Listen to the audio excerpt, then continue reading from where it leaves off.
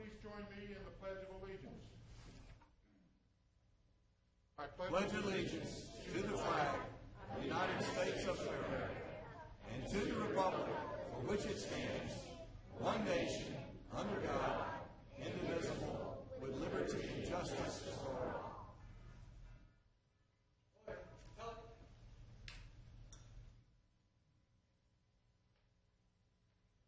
Before we excuse these gentlemen, I understand we'd like to invite them to the podium to introduce themselves.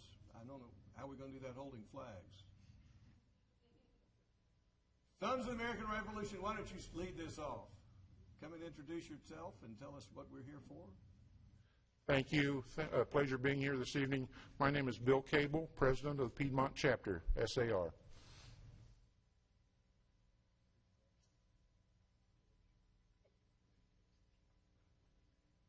My name is Rick Reese. I'm also with the Piedmont Chapter, SAR, and Vice President.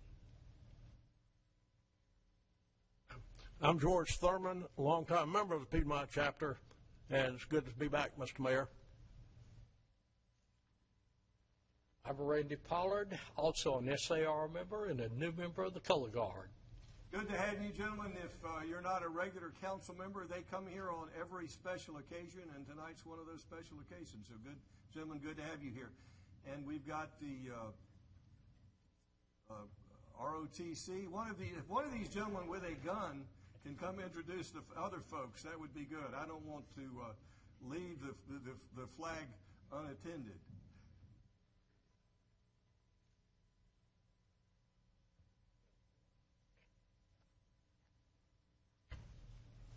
I'm Ingo Ringo, and I am part of the ROTC program, and I do color guards. The one holding the American flag is Spencer Craig. He's our Sergeant Major. And the one holding the state flag is Cielo Castro. She is our XO. And then there's our rear guard, and that is Eddie Diaz. Well, let's have a hand for the ROTC and the Sons of the American Revolution. Thank you.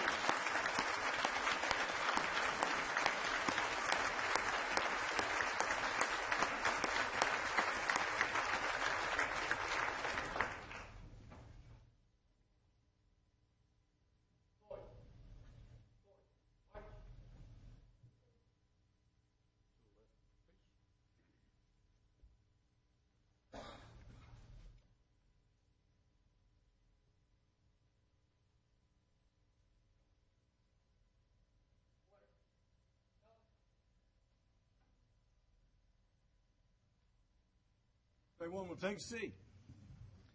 Well, we have a seat to fill tonight, and we've heard from the voters how they would like to fill that seat. So, Council, do we have a motion to fill the unexpired term of the seat vacated by Betty Price? Yes, sir, Mr. Mayor. I would like to move to appoint Mr. Donald J. Horton to City Council Post 3. Motion by Councilman Eigelhart to nominate Mr. Horn to the seat. Do we have a second? We have a couple of seconds by Rich DiPolito and Nancy Diamond. Any further discussion? All in favor of the motion, raise their hands. That is unanimous. Councilman Eigelhart has a cold tonight, so he couldn't make it. So with that, Councilman Orleans. They're so much alike. Councilman Orleans. So with that, we're going to have an installation here, and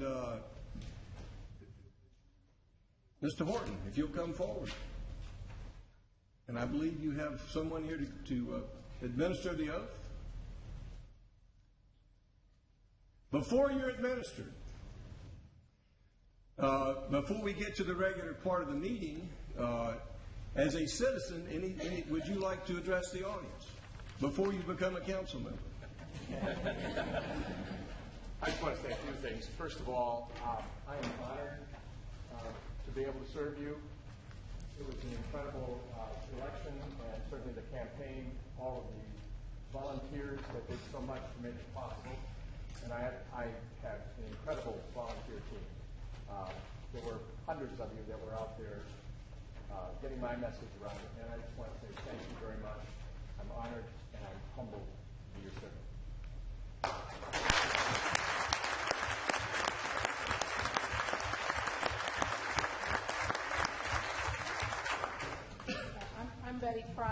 and I used to have this seat, and it's been vacant now for almost 5 months, which really kind of broke my heart not to have some opinions on things, as I always did. But I know that Don will do a great job going forth, and apparently it doesn't require anybody of any particular authority to administer an oath, because the person actually takes the oath themselves. So I will recite it, and he will respond in kind with the same words as he takes the oath. But just before that, in case you don't know Don, I just want to give you just a little background bio on Don. He's lived almost 30 years in Roswell, having gotten lost in Michigan and Iowa along the way. My husband's also from Michigan, so we have a little bit of a bond there. He's been a professional musician, a little bond there with my son. In fact, Don was actually my choir director at one point years ago. So I've known Don for a really long time. He jumps into this not completely unawares. He's been a homeowners president for 8 years. If that doesn't tune you up, nothing does. He's been in the financial services industry since 1984. He has his own registered investment advisory firm and his own small business here in Roswell. He and Gail have been married for 45 years, and they have 2 children who are with them this evening, Aaron and Rachel, and 5 grandchildren who are almost asleep, but they couldn't possibly go to sleep. It's too exciting. But it is a school night. So. Anyway, I've known Don and Gail both from Roswell Presbyterian Church, where we all served as elders. I mentioned that he was my bell choir director at one point.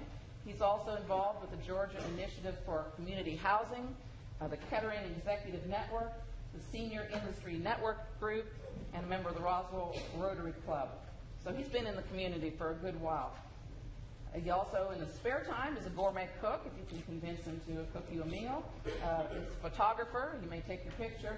And he enjoys woodworking to calm him down from all those other endeavors. But before Don takes the oath, I just want to reflect a little on the origin of government from the Christian perspective. And if you believe in separation of church and state, you're welcome to leave the room for a moment. But if not, I'll exercise my freedom of speech just to mention some things that are on my heart today. As we know, or some of us know, God ordains the institution of government, and all authority comes from God according to his plan. Governmental authority is to protect and preserve man in the physical sense, to protect life and property, and to repress evil and crime in our communities. But because man has free will and the ways of God are mysterious, we know that leadership in government in this imperfect world is very difficult, and one must work very hard to deny himself and to stay within the will of God. This is a very challenging undertaking, and one that will change you immeasurably. God asks his children, actually he requires of his children, as written in Micah 6:8, to act justly, love mercy, and to walk humbly with your God. And I'd like to offer a prayer for Don, as he undertakes this awesome responsibility. So join me if you are so willing. Dear God, Creator, Sustainer, Comfort, and Guide, I ask your blessing on your servant leader, Don Horton. Give Don the spirit of love, kindness, and forgiveness as he works with this council, the staff, and the citizens of Roswell. Grant him wisdom, patience, endurance, discernment, and strength to learn, listen, discuss, deliberate, and to take action for the benefit of the citizens of Roswell. Remind him often that the public trust is a sacred gift to be honored and protected. Keep Don honest, open, sharing of his knowledge and of his thoughts. Make him creative and inquisitive as solutions to problems are sought. Bring his family and friends close around him to help him, to nurture him, and to keep him on the right track. Be with him in challenging times and keep him in your will. And finally, God, give him humor to remind him that some things are not really all that important in your majestic plan for mankind. To God be the glory. Amen. And now, the moment we've all been waiting for. Would you like to come forward, any family or friends that would like to be with him at this time?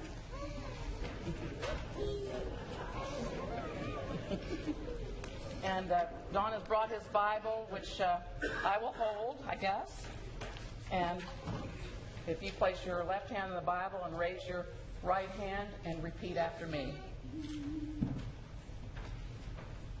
I solemnly swear I solemnly swear that I, Donald J. Horton, that I, Donald J. Horton, will support the Constitution will support the Constitution of the United States and of the state of Georgia, of the United States and of the state of Georgia, and that I will, in all respects, and that I will, in all respects, observe the provisions of the Charter observe the provisions of the Charter and ordinances of the city of Roswell. and ordinances of the city of Roswell, And I will well and truly perform the duties and I will well and truly perform the duties of the office of member of the City Council, of the office and member of the City Council, and that I will, to the utmost of my skill and I will, to the utmost of my skill and ability, endeavor to promote and ability, and endeavor to promote the interest and property of said city the interest and property of said city without fear, favor, or affection. without fear, favor, or affection. So help me God. So help me God. I think that's it.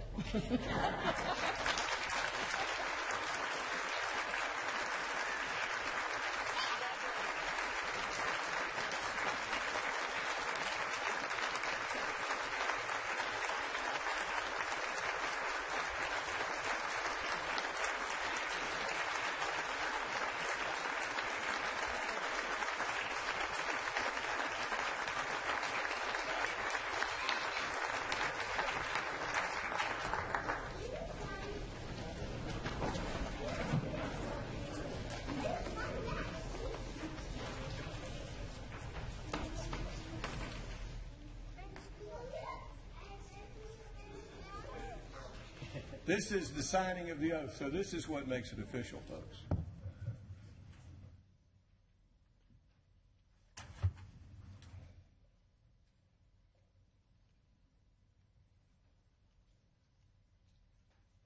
Let's have one for our hand for this.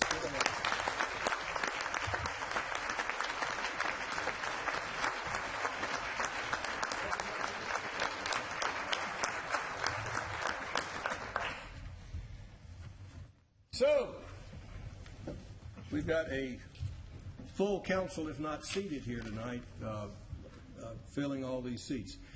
Do we have a motion to approve the consent agenda? Motion by Councilman Diamond. Is there a second? Second by Councilmember Wynn.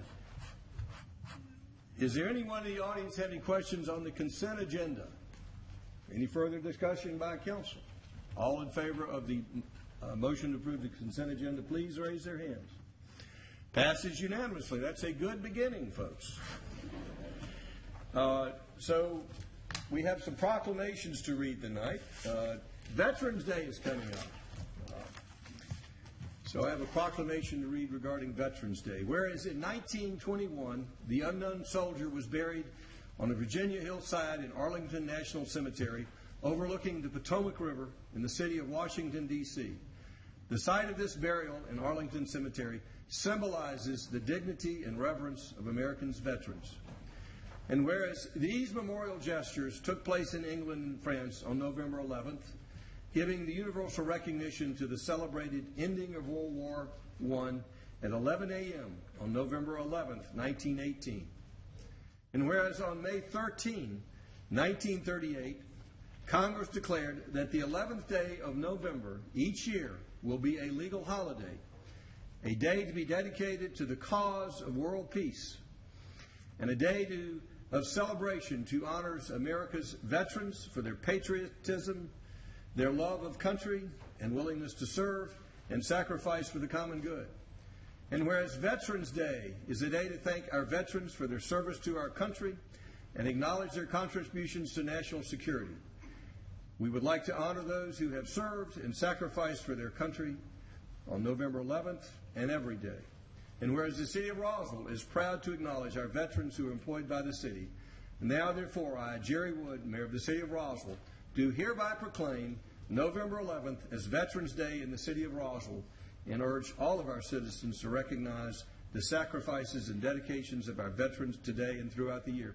And at this time, I would like all the veterans in the audience to stand, please. Let's have a hand for them. Let's stand up now and give them a hand.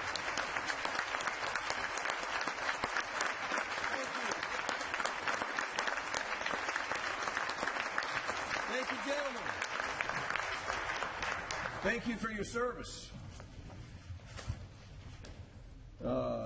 America Recycles Day. Roswell is a green community. Janet Lieberman, would you come forward? Janet serves on our Keep Roswell Beautiful Clean and is our environmental representative for the city of Roswell.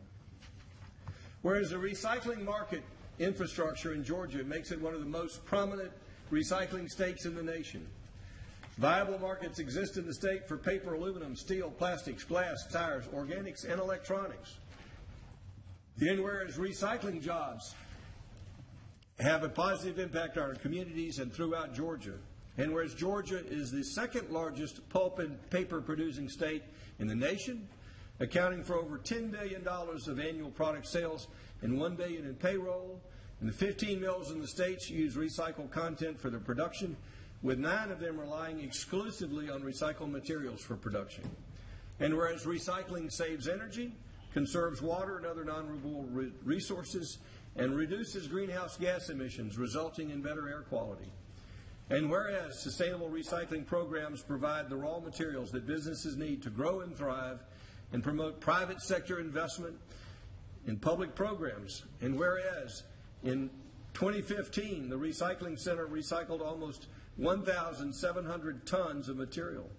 And the City of Roswell is pleased to announce that the Roswell Recycling Center will begin accepting oil-based paint from Roswell residents on November 3rd, and will also be expanding document shredding for Roswell residents to include Saturdays from 1 to 4 p.m. The Recycling Center will partner with the Atlanta Humane Society, Mansell Road location, to collect gently used clean towels, sheets, and blankets. And the City of Roswell, Keep Roswell Beautiful, will launch the second annual recycling contest for Roswell schools on November 1st. And whereas the City of Roswell and Keep Roswell Beautiful encourage all citizens to complete a pledge form promising to recycle more at the recycling center and curbside at their homes, now therefore I, Jerry Wood, Mayor of the City of Roswell, hereby proclaim November 15th, 2015 as America Recycling Day and encourage our citizens to participate. And I want to brag for a minute. Roswell furnishes recycling not just for Roswell, but really for all of North Fulton County. That's correct. None of our neighbors rely upon this, and we're glad to furnish that service not just for Roswell, but for all of North Fulton County. Roswell has been a leader in recycling from before the time I became mayor 19 years ago, so we've been in the recycling business over 20 years and probably have the strongest recycling program in the state.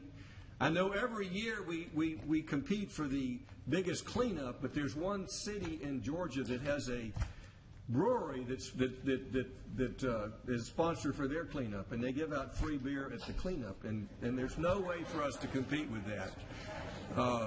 But other than them, we have the most participation in recycling and cleanup in the state of Georgia, and I'm very proud of Janet Lieberman and Keep Roswell Beautiful. And with that, Janet, what can you add?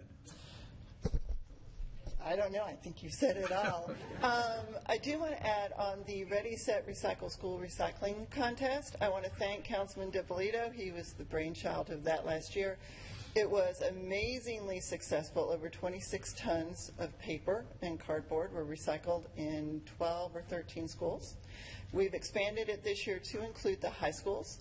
We have also, Keep Roswell Beautiful is sponsoring the monetary prizes for that, and in addition to the first place awards, they have added second place monetary awards. So there's more money available for the schools to hop on and take care of that. I also want to add that we just found out our curbside recycling rate is over 80% each week. That is unheard of. The state of Georgia has about a 15%. So if you're in that 20%, start recycling. Yeah, exactly. It's amazing. And one more thing I want to add is just that, as you mentioned, we've been recycling longer than 19 years. The recycling program was started by a group of residents. Janet Russell is one of them. She is here tonight. I'd be remiss if I did not mention that. And thank them for starting it, and then thank the city for taking it on, because it truly is one of the best programs. So happy America Recycles Day. Thank you. Before you sit down, what's the next recycling program? Is it one for the chipper? Or is that what's next on the calendar? The next one is Bring One for the Chipper, January 2nd. That's the Christmas tree recycling program. And we'll be back in December with a proclamation for that. So if you, after you put up your Christmas tree and you're looking for some place to take it, where should they take their Christmas tree? The 2 Home Depots in Roswell, the one on Holcomb Bridge and the one on Woodstock Road. The trees are chipped by Davy Tree, and the mulch is made available for free to Roswell residents and businesses. Thank you. Thank you. And we have the Geography Awareness Day. And let's read this. Geography Awareness Day. Whereas GIS Day was introduced in 1999, Basiri Environmental Systems Research Institute in Redlands, California, in coordination with the National Geographic Society. And whereas GIS is instrumental in creating and implementing to help in timely emergency responses, manage spatial data, support the efficient operations of water, streets, public buildings, addresses, and locations in public safety. And whereas since 1990, the City of Roswell has a dedicated GIS department. In 2004, Roswell zoning map was featured in the annual ESRI map publication, representing exemplary maps from around the world. The GIS department is modernizing and expanding its services to better support the citizens of Roswell. And whereas the City of Roswell GIS Department will host GIS Day on November 8, 2015 from 1 to 3 at Roswell City Hall. It's open to all employees and citizens, and will showcase paper and digital maps representing the different aspects of the City of Roswell, demonstrations of software and highlights of what GIS means. Now, therefore, I, Jerry Wood, Mayor of the City of Roswell, do hereby proclaim November 18th as GIS Day in the City of Roswell, and call upon all of our citizens and employees to acquaint themselves with the contributions. I can tell you that's as far as information management, the GIS system, which most of us know is asking Siri how to get to City Hall and coming up with a map, is all part of GIS. It has revolutionized the way we track data and has made this city government more efficient, and I know we're in the process of substantially expanding that program.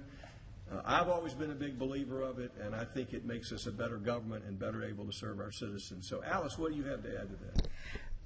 Rather than hear me talk about GIS with my knowledge is like this much, I'm going to turn it over to Patrick Barber, our GIS manager, who's going to talk to you a little bit about what GIS is, what it can do, and a little bit about our upcoming GIS program. Thank you, Alice. For those that I have not yet had the chance to meet, I am Patrick Baber. I'm the new GIS manager for the City of Roswell.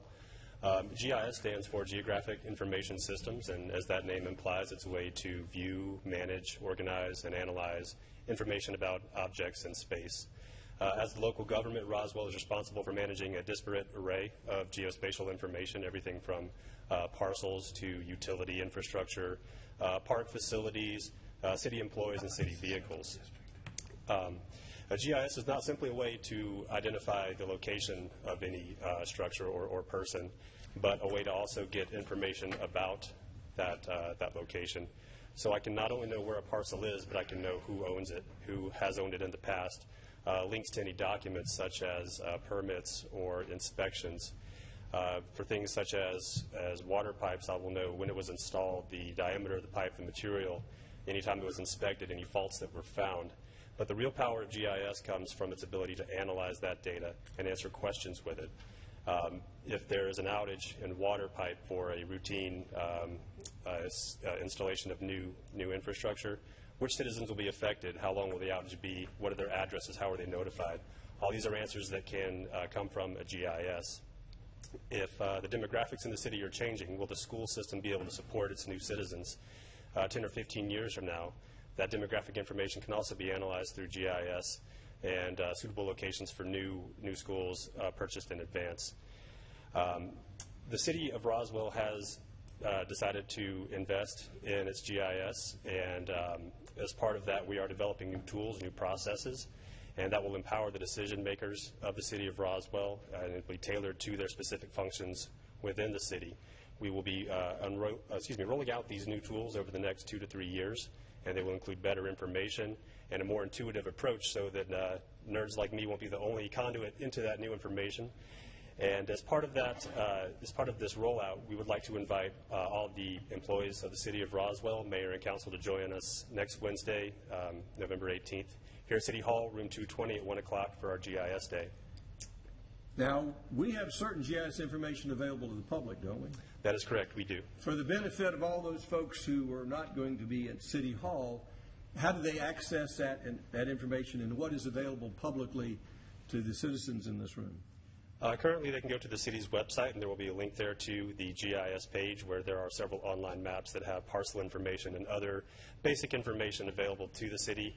However, our plan is to increase and build upon that so that city projects and other information relevant to the citizens will also be available through that same link. So go to the city website, look up GIS, and the plan is to substantially expand what's publicly available with this new upgrade of our GIS system. Thank you. Let's have a hand for our GIS department. They do a great job. Thank you. Thank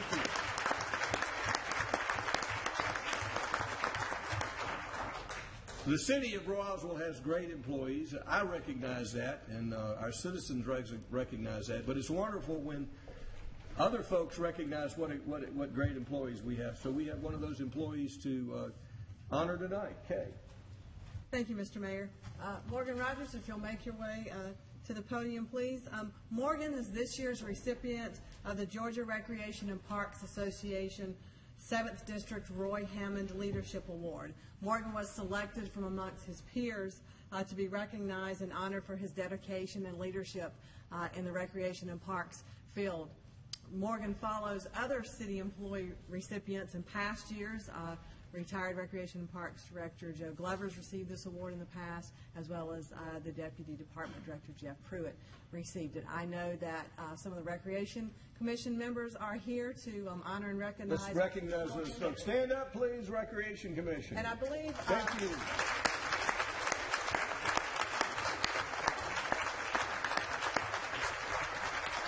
I believe Commission Chair Deborah Ewing has a few remarks that she would like to make about the work that Morgan does. We are very proud of you, Morgan. Congratulations.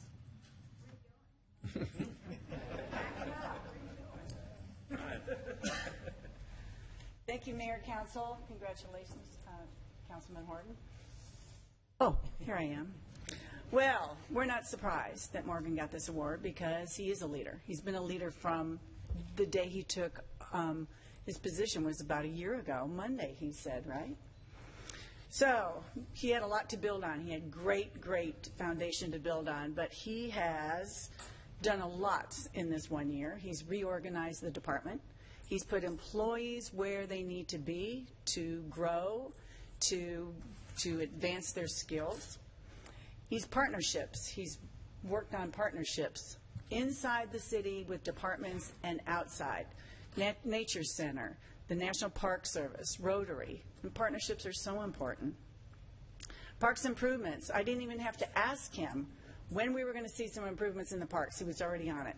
Painting fences, cutting down shrubs, all of these things to improve the parks. And have you seen, they look much better.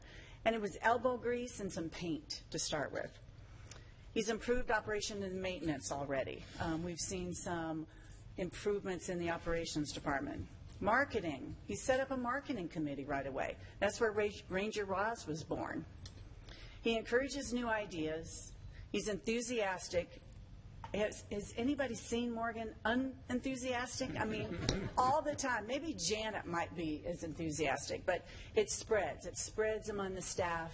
It spreads among the commission. And we are thrilled to have him on board.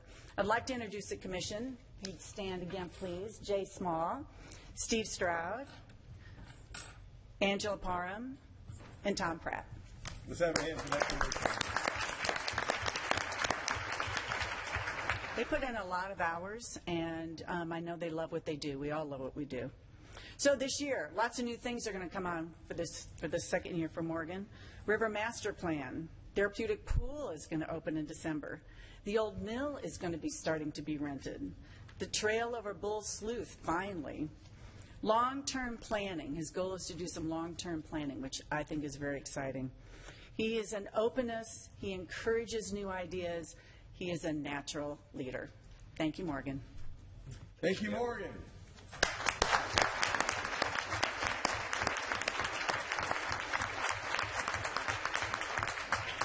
I would like to thank the Mayor and Council, the Recreation Commission, and most importantly, the citizens of Roswell for allowing me to be their Recreation Parks and Historical and Cultural Affairs Director. There's not any, I think, I told some people, I spent my whole life getting ready for this position, and I'm glad to be here. And again, I'm humbled by the award, but I'm excited about the opportunities that lay before us in the city, and I just appreciate the honor very much. Thank you. Thank you. One more hand for Morgan. Thank you.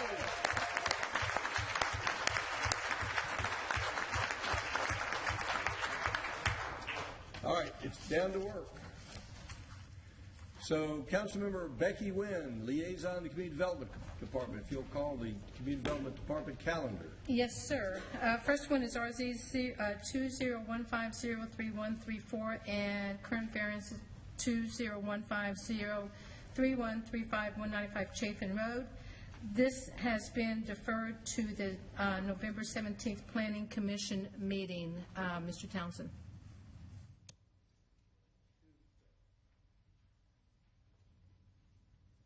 First time I ever beat you to the punch on this one, Peter. I know. Dave.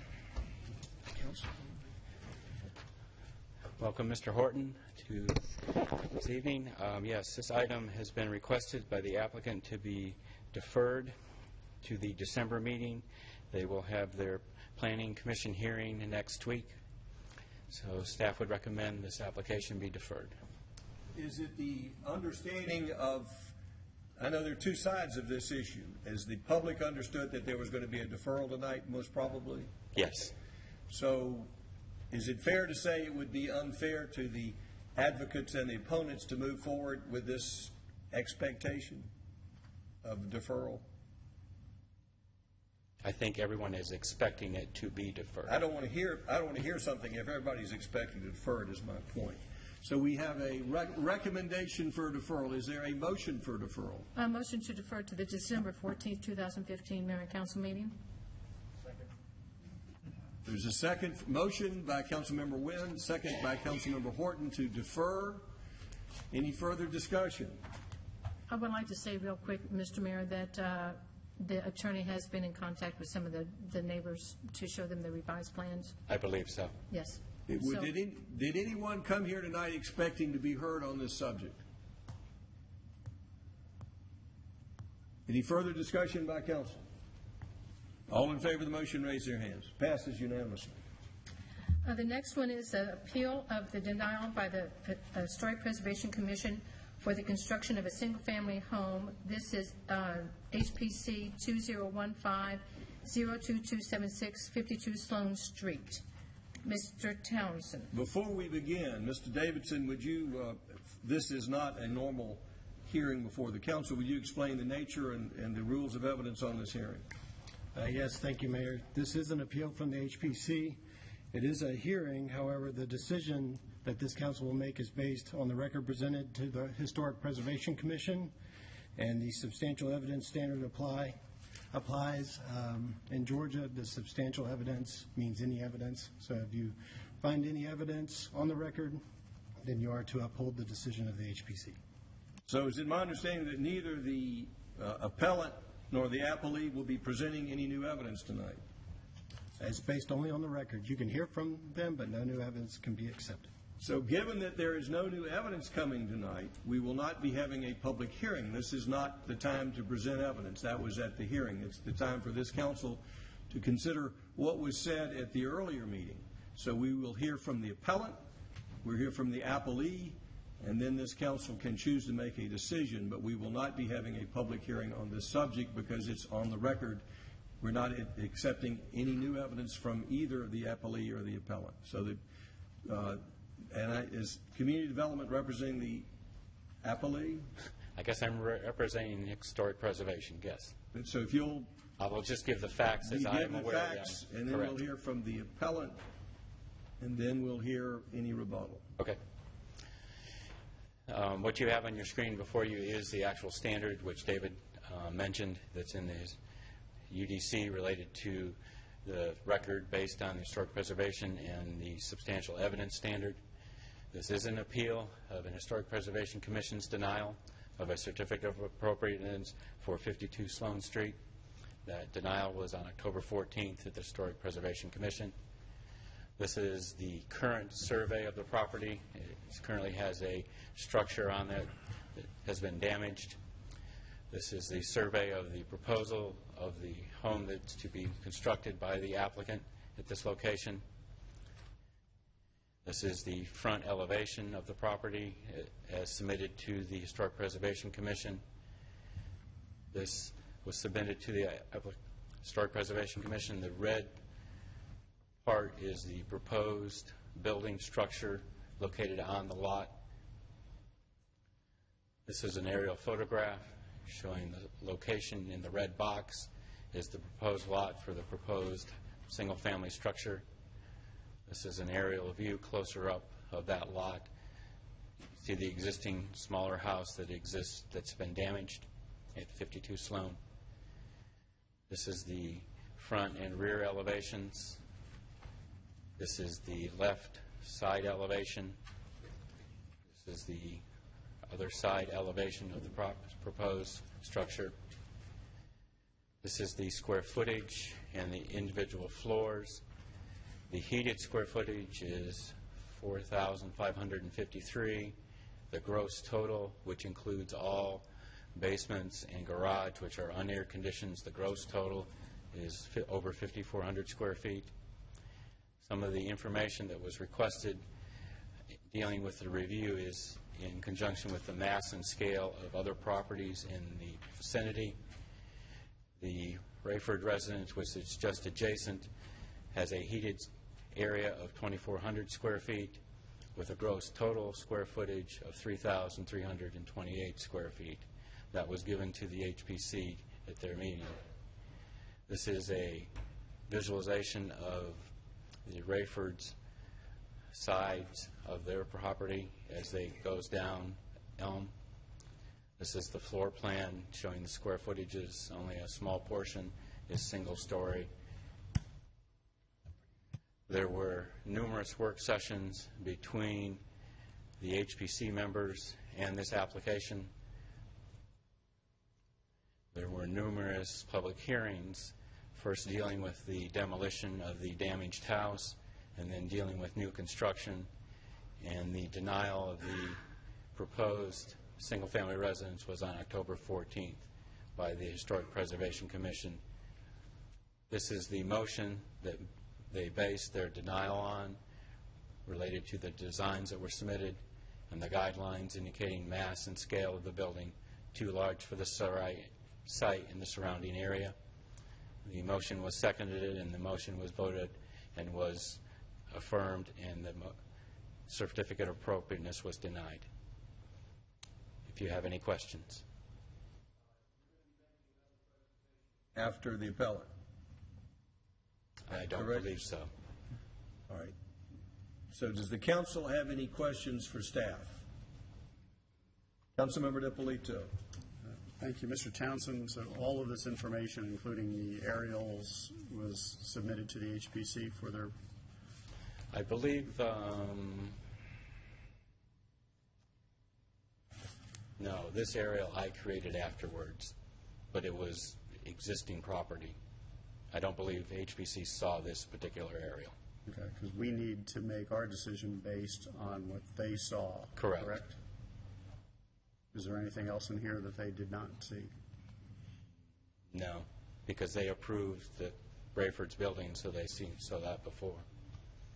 But was that presented at the hearing, the Rayford building? I don't believe the square footage was presented, but the square footage I presented this evening was requested by other council members today.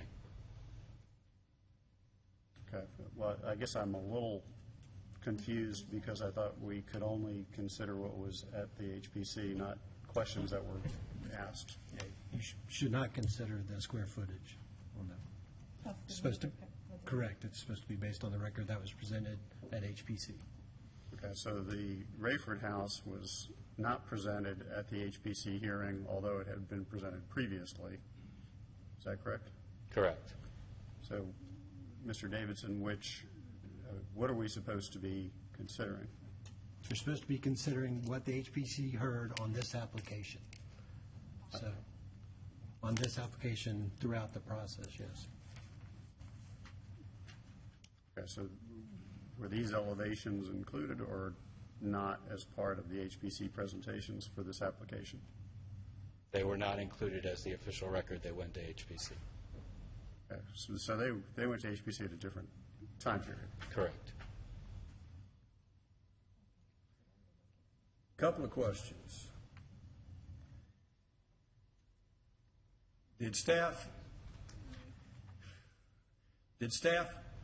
Could you show us what HPC reviewed as far as the elevations of this project? I'm confused now. There's the front and the rear. This was shown to HPC. Correct. And this was shown to HPC. Correct. And was there a site plan?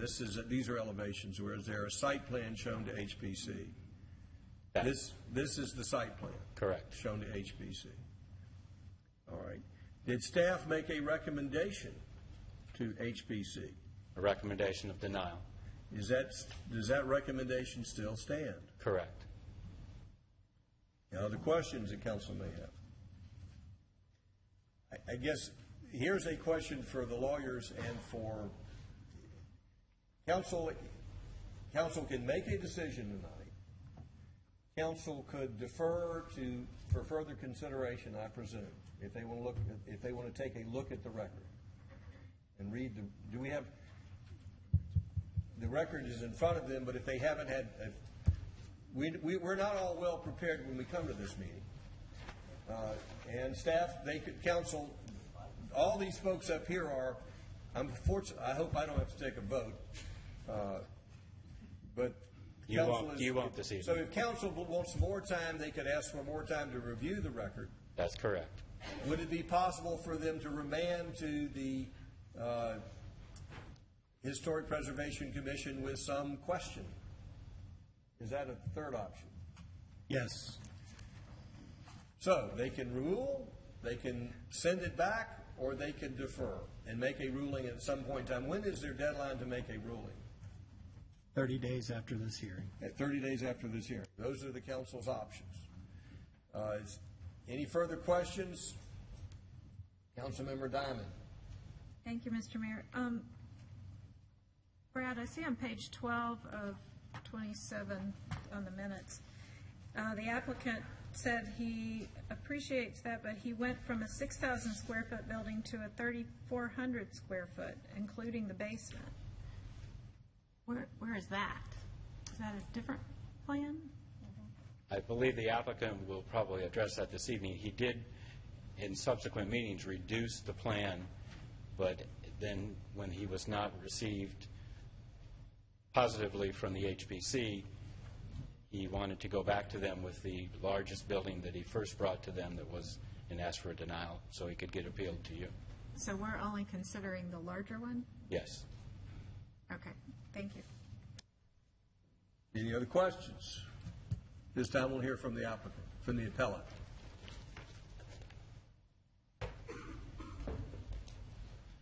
Good evening, Mayor and Council. Thank you for hearing me this evening. I'm Jonathan Golden. I live at 355 Barrington Drive East in Roswell. I'm the owner and founder of Land of a Thousand Hills Coffee in the Historic District, and I have 2 other properties in the Historic District. I would like to build a home at 52 Sloan Street. I've been before the Historical Preservation Commission 4 times now. I have had numerous work sessions, subcommittees. What I'd like to do now is take you down and just briefly talk about each one of the meetings that we had, and then I'll request that I get approval to build this home.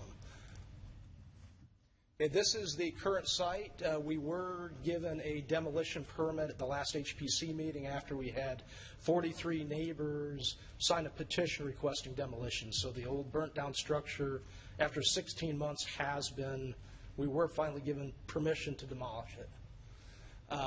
This was my original plan, which was a 6,000 square foot building. We then reduced it to a 4,400 square foot building. That was denied. I then met with a work session, presented a 3,600 square foot building. That was after a previous work session where they said, draw this to my architect, draw it according to this sketch, and you will have our support, which he did. We then went to the work session, and they said they still felt like it was too big. This was the 3,600 square foot version. What I'm presenting to you tonight is the 4,400 square foot. This is a three-dimensional image of what it would look like. This is the elevation from Elm Street.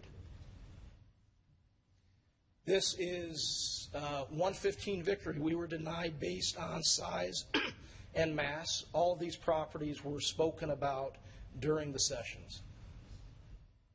You can see the size and mass of 115 Victory, which is 3,400 square feet. This is 114 Sloan Street, which is 3,700 square feet. This is also on Vickery Street. I don't know the exact square footage, but you'll get a sense of the size and mass. This is 80 Sloan Street, which is 3,800 square feet. This is the Old Bricks, which is directly across the street from my building. When we talk about size and mass, this gives you a sense. It's directly across the street.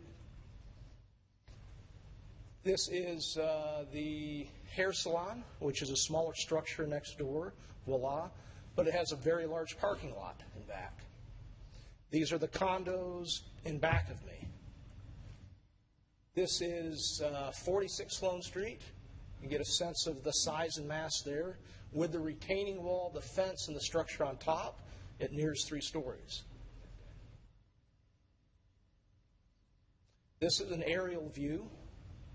You can see the bricks, you can see 46 Sloan Street, and then my previous building is there to the right. This is a sketch of what the proposed building would look like. As you can see, 46 Sloan Street is 105 feet, 40 feet wide. According to my site plan, our structure will be 97 feet by 34 feet. This is not even taking into consideration the bricks across the street, nor the condos around. Just looking at my nearest neighbor, I believe it's in proportion. I would like to request the ability to build a very nice home there at 52 Sloan Street. Does the council have any questions?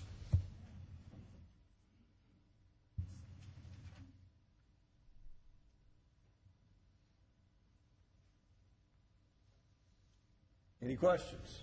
Councilmember DiPolito. Thank you. How much of this information was presented to the HPC? I'm sorry, can you repeat again? How much of this information was presented to the HPC? All of the elevations were presented. The existing pictures of the structures I presented. The pictures, well, actually, in my initial presentation, I did have to present pictures from the village. The aerial shots were not presented to the HPC. Okay. So this was not, but the other photos that you showed us were presented? Correct. Okay. All right, thank you. And what is not represented here is the 3,600 square foot building, which I presented to a work session, and they said, no, you will not have our support for the 3,600 square foot because they felt like that would be too big as well. Councilmember Wynn. Yeah, Mr. Golden, so this, what's showing right on screen now, was not presented to the HPC? What's on screen now? What you have right now on screen was not presented to the HPC? Oh, no, this is the site plan that was presented to the HPC. This Google Maps aerial shot was not presented. That's what I'm saying. What we are looking at now Correct. was not, so we can't take this into consideration. Am I correct? Okay.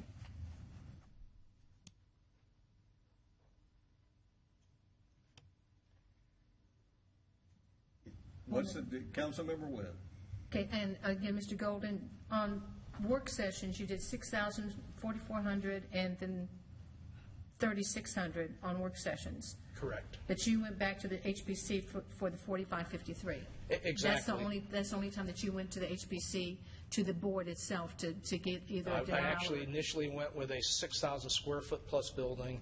Then we had a work session, and we had sketches from members of the HPC, and all of this was on the record at the last meeting, saying, draw it like this. We then drew it according to those sketches and presented a 4,400 square foot building. I'm sorry, it's 4,500 square foot, and that's including the full basement, which real estate people typically do not include the full basement square footage. Without the basement, it was 3,100 square feet. At considerable expense, we presented those plans, only to have it denied. We then received another sketch, and that's when we drew the 3,600 square foot building, took it to work session. After drawing it according to a sketch, which members of the HPC, in fact, I have witnesses that said, draw it according to this and you'll have our support. We drew it according to that plan, took it to the next meeting, and it was denied at that work session. Okay. But those were at work sessions. It was not at the formal HPC. Correct. The HPC was the 6,000 plus, as well as the 4,500 square foot were presented. Okay, and is the 6,000 plus, is that heated or gross? That was heated, including the full basement, correct. As is the 4,500, that's heated. So the 6,000 they deferred? Or they denied the 6,000? We deferred it at that point because we saw which way the wind was blowing, and they suggested we defer. Okay, so the 6,000 was deferred, and then 4,553 was denied. And that's what's brought you here tonight. Okay, thank you. Councilmember Eichelhardt. Well, I think probably have basically the same question, but the clarification from Mr. Townsend that the certificate of appropriateness that was denied is the 4,400. Is that what we're looking at? So honestly, correct. It's actually 4,500, including the basement. Okay, 45, whatever that number is. But the 36 is not relevant to the discussion. Is that correct, Mr. Davidson? Well, I think anything on the record is relevant. So, but that's not what is being. But it's not being considered by this council. Right. The thing that was denied was the 45, whatever the 45. The 3,600 was verbally spoken about at the last HPC meeting. Right, but again, that's not part of the certificate of appropriateness that was denied. I'm just trying to clarify what it is that we're deciding on specifically. The 4553 heated. That's what I thought, so I just wanted to clarify. Thank you. Any other questions? Council, as I understand it, there are three options available. You can affirm the denial, you can reverse the denial, or you can send it back with a recommendation, or finally you could defer this. What's the council's pleasure? Councilmember DiPolito. I'd like to request that the staff show us one more time just those items that were presented at the HPC hearing so we understand what the information is that applies.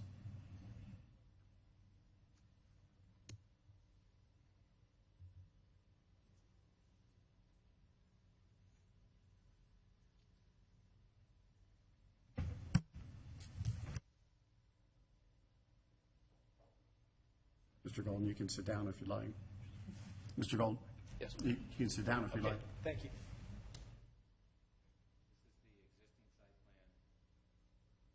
Proposed site plan, concept front elevation, superimposed property. This area was not shown to them. This area was not shown to them. Sorry, I can't take it out of the PowerPoint. Front elevations, side, floor plans.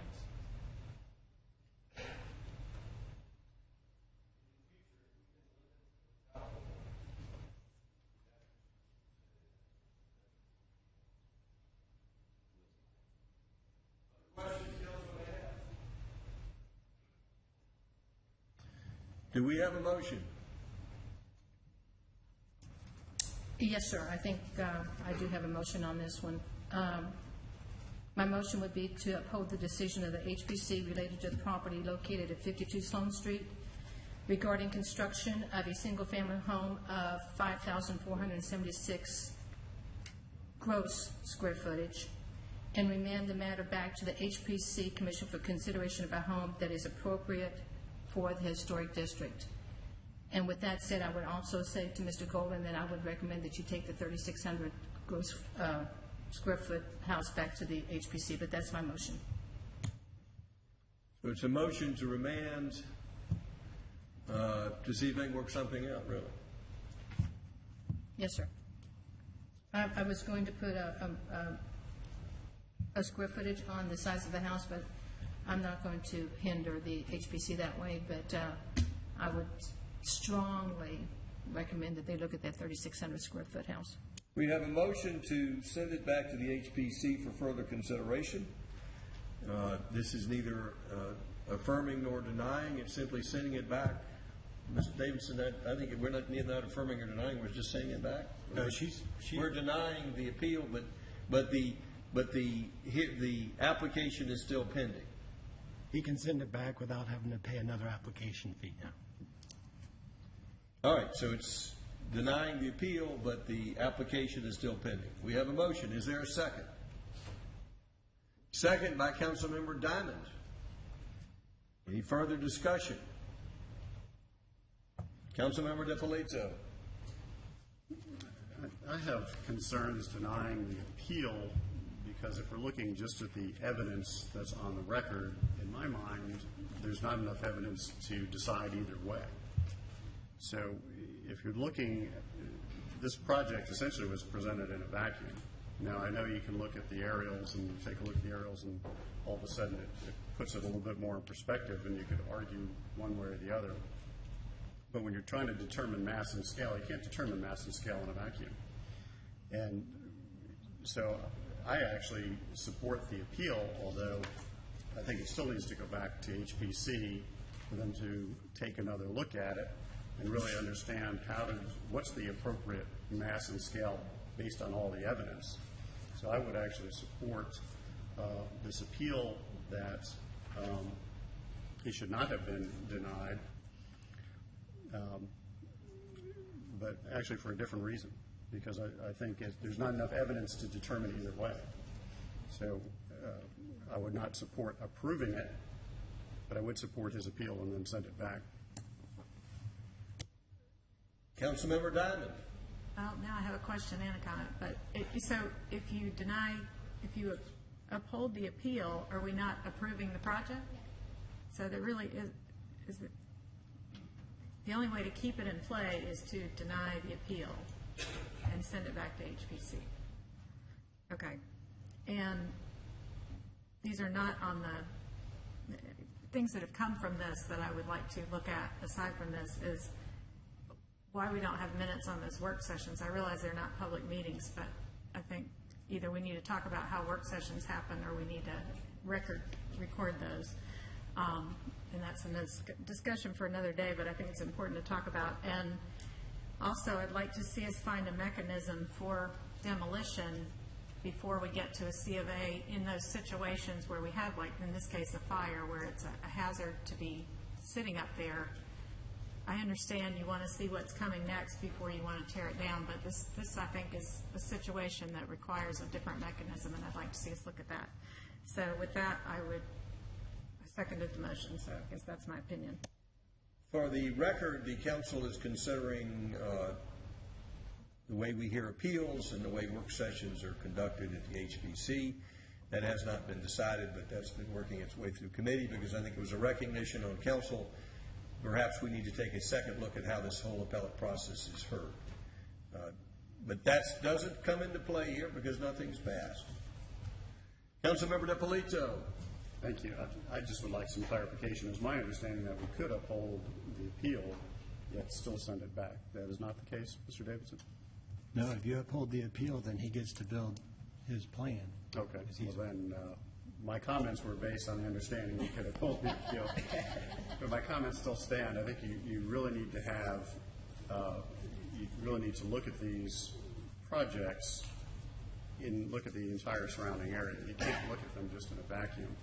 So in order to really determine mass and scale, you have to look at the street, the surrounding area, what's occurring in the back, what's happening on the sides, because it all comes into play. Otherwise, you're basing it really just on personal preference rather than what is going on in the surrounding area. Councilmember Eichelhart.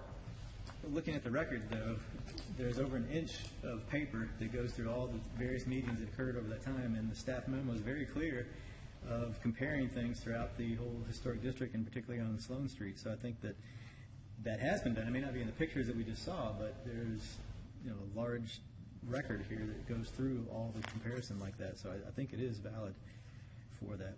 But I probably shouldn't even throw in any comment, but I think the smaller building makes sense, but not as what we are apparently deciding at this point. Any further discussion before we take a vote? The vote is to deny the appeal and remand it back to the HPC for further consideration, with the application still being pending. In essence, no final decision on what's going to be built on that site. Any further questions before we take a vote? All in favor of the motion, raise their hands. Passes unanimously. Thank you, Mr. Mayor. My next one is approval of a text amendment to the UDC sections 13.7.12 and 13.7.15 related to standards of review for the HPC, and this is the first reading. Please, Mr. Davis, if you read the ordinance.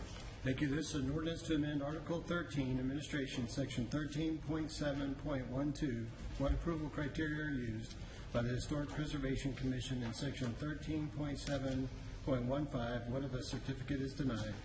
Now therefore, the Mayor and Council of the City of Roswell, pursuant to their authority, do hereby adopt the following amendment.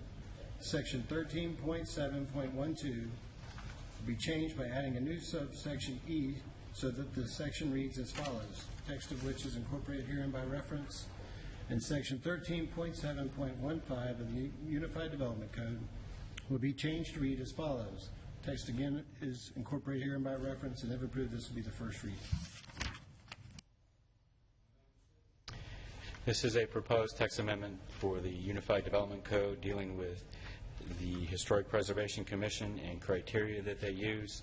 Section that's being added is Section E to Section 13.7.12. What approval criteria are to be used?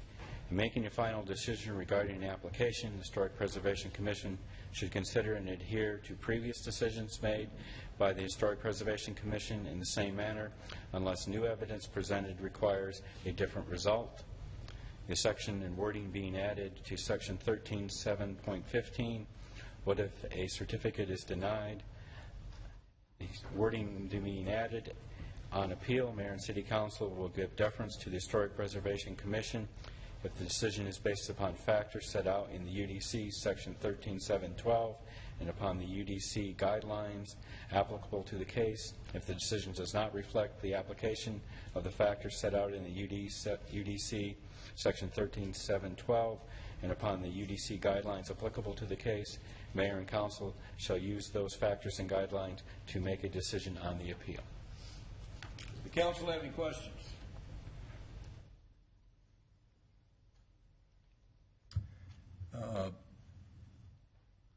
I'm going to open it up for public comment this time before we entertain a motion. Does anyone in the public have any questions or comments?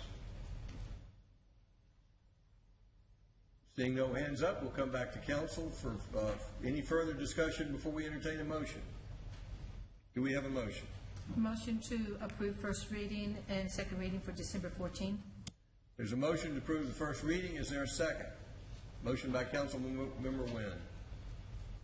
Second by Councilmember Diamond. Any further discussion? All in favor of the motion, raise their hands. Passes unanimously.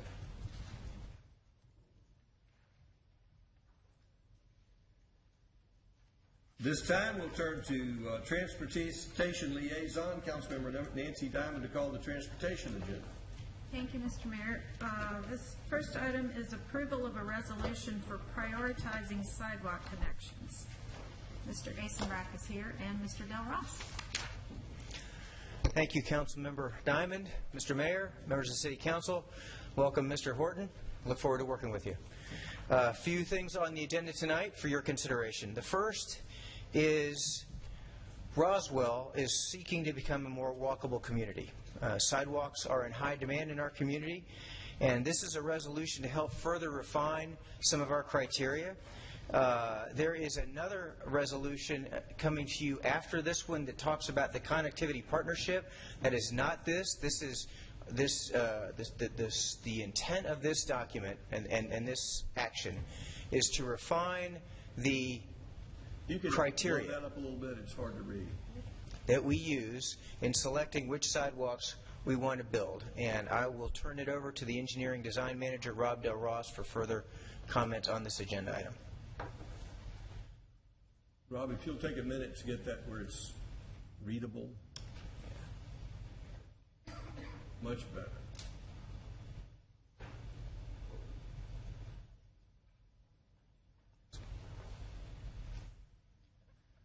Basically, this item is to establish a policy to prioritize sidewalk connections in our city, primarily using sidewalk connectivity funding that you have been giving us over the years.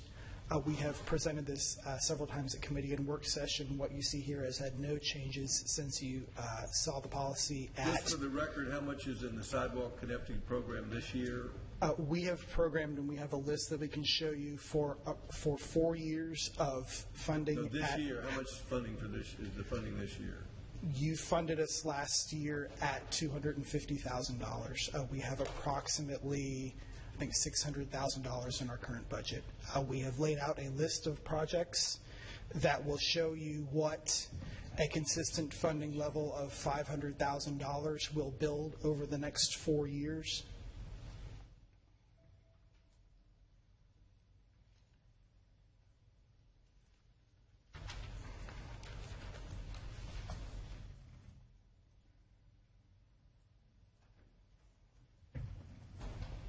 This was the list of projects that we presented at committee several weeks ago. These are projects that y'all reckon, that we approve these, or these projects that y'all believe are the list of priorities based upon the policy? These are the list of projects that the priorities you've given us yield the scores for which the projects you see at the top, Holcomb Bridge Road, Nesbitt Ferry Road, Dogwood Road, Ramsey Street, based on the scoring and priorities you have given us, those projects go to the top of the list. Based on 4 years of consistent funding at $500,000, you would have those top 9 projects built. In over a 5-year period? Over the next 4 years. Next 4 years. Does the council have any questions? Councilmember Diamond. Mr. Del Ross, as I understand it, the FY16 money has already been accounted for before this list? That's correct. Okay, so this would start with the coming budget year. So I would reiterate, you can't appreciate on this sheet that there are, just on the collector roads, without going into a neighborhood, about $60 million worth of sidewalks, and that's in today's dollars. So you can see the $500,000 a year is not going to go very far very fast. So I will renew my input for more funding as we go along to budget season next year. But all we've done here is basically reconfigure with very little change, really, to account for the fact that not only are we looking at between parks and schools and some of the traditional measures, but those places where you might be just close enough to walk to the grocery store or a commercial area, and make that a factor in the decision so that it gives us a little better picture. And because we try not to make it about whoever we like the best or is our friend in picking sidewalk projects, we try to make this a very clear and concise, scored thing that hopefully takes the political end out of it to as much as possible. Councilmember Eichelhardt, is that a question? Yes. Okay. Yeah, sometimes I do that, but yes, this is good. Just one clarification first, that this policy only applies to collectors and above, so it is not talking about the streets within neighborhoods generally. This policy is guided towards filling gaps on public roads, collectors and above. Right, just clarifying. we had a discussion about that earlier today and finally figured that that's the clarifying point. And then a point that's not really for you guys, but I totally agree with the criteria that we've added, because it only used to be the parks and schools. But and I totally agree with adding the commercial walk-ups, and certainly that the desired paths are critical, because that's where we know people walk. But I said this previously, and I still have a concern that the increased priority of being the commercial walk-up, I just I don't see that being the value over the schools and parks. So I have, again, no problem with it having a higher increased priority for desire path criteria, because again, those are the paths we know people are walking. But I don't think it makes sense to give the commercial walk-up higher than all the others. So I would recommend that we remove the commercial walk-up as an increased priority, is my suggestion. Just a clarification, are we giving the commercial walk-up a higher priority and a higher priority than what? You can see it as the criteria that we are saying is a higher priority. We would be scoring out of a 10 scale versus the other criteria we're scoring out of a 5 scale. That's how we've emphasized weight on those two criteria. I apologize if I don't understand it. So sidewalk prioritized based upon the following criteria. Are all these equally weighted, or is this, in this first category, are those all equally weighted, or is the first bullet number 1? Because corridor safety, is that a lower priority than distance from a park, or are they of equal priority? Right. For Exhibit A in the resolution, those first 7 bullets from quarter mile to a park down to corridor safety, those are our 7 criteria. If you see the next statement below it, increased priority will be placed on the commercial walk-up and the desire path criteria. Those 2 are scored out of a 10 versus the other criteria are scored out of a 5. So those 2 have a higher weight, to answer your question. The commercial walk-up. So, Ken, are you saying the commercial walk-up in your recommendation would be in the other criteria column, or? It would not have the increased priority. It would be on the 5-point scale as opposed to the 10. Okay, just now I understand. Thank you. It just wasn't laid out that way. All right, so any other comments or questions before we entertain a motion? Councilmember Ippolito. Thank you. Mr. Del Ross, I'd like to understand how that works on a practical basis. I'm not sure what you're referring to when you say 5s and 10s, and how that, if you had 7 criteria, how does that all add up to the scoring?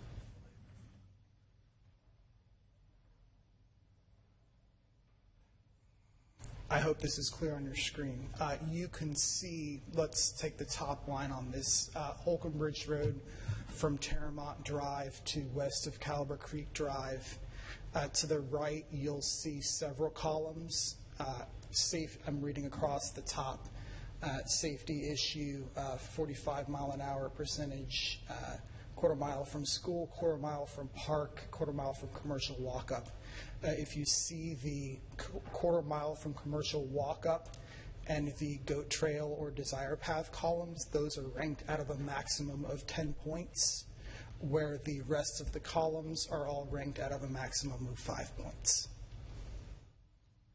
And what is the rationale for giving that a different measurement?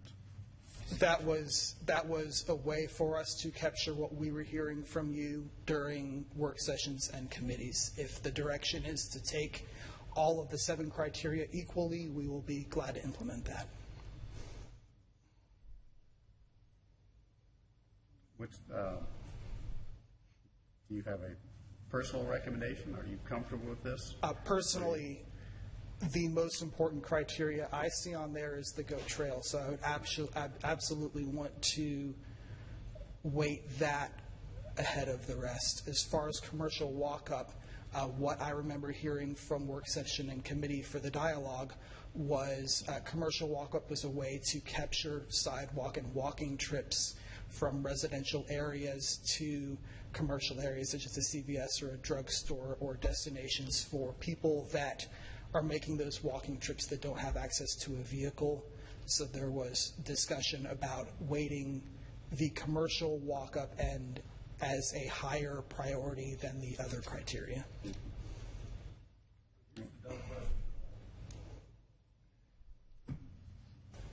it's almost like could be over counting things twice because if you've got a commercial area and there are a lot of people close by, there's probably already a goat trail.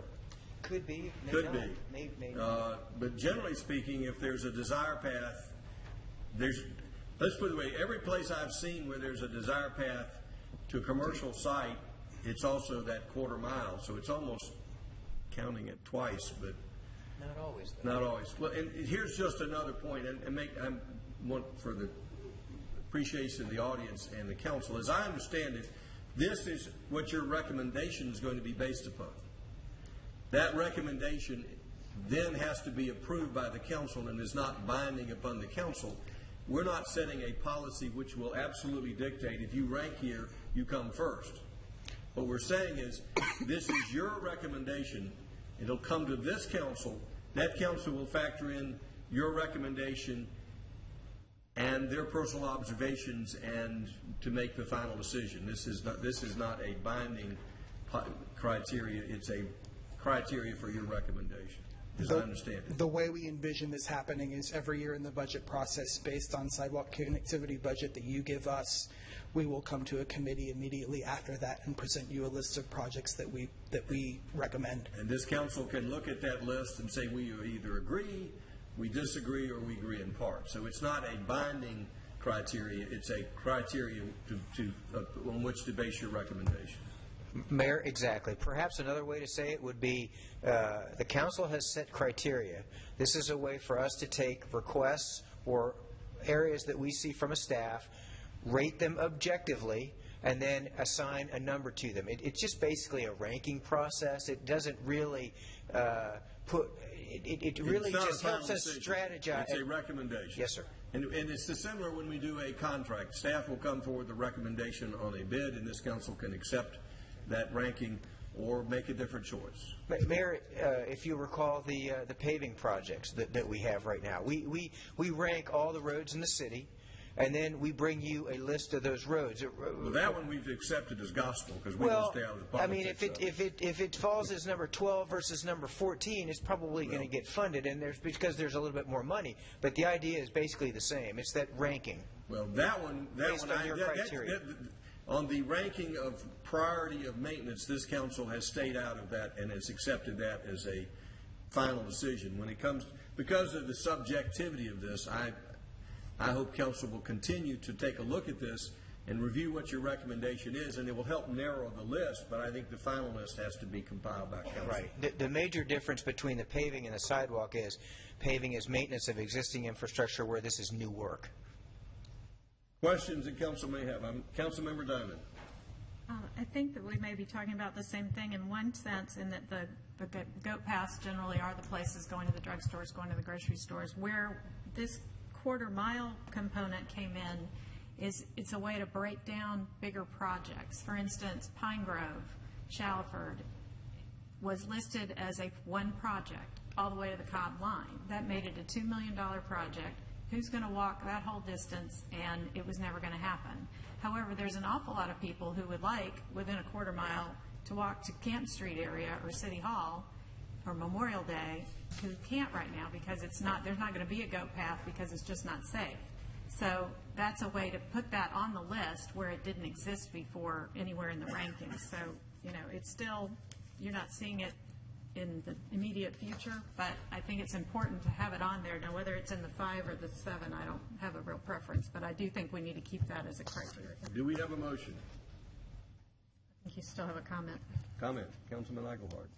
Just that I agree with Councilman Diamond's first point, that our whole goal here is to make it as objective as possible of the list, so we don't have to make the subjective decision. So like the paving, we're saying, it follows the criteria that we set up, which was the intention for this criteria. So I think we should make it as accurate as possible. So again, go back to all the quarter mile, everything is great, just not to have the commercial walk up as the additional. So to make it a 5-point and keep the desire path, goat path 10 points. That's my suggestion to whomever makes the motion. That could be added as a possible amendment if it's not in the motion. All right. So, do we have a motion? Oh, sorry. Councilmember, we have another question. Thank you. I agree with Councilman Eichelhart.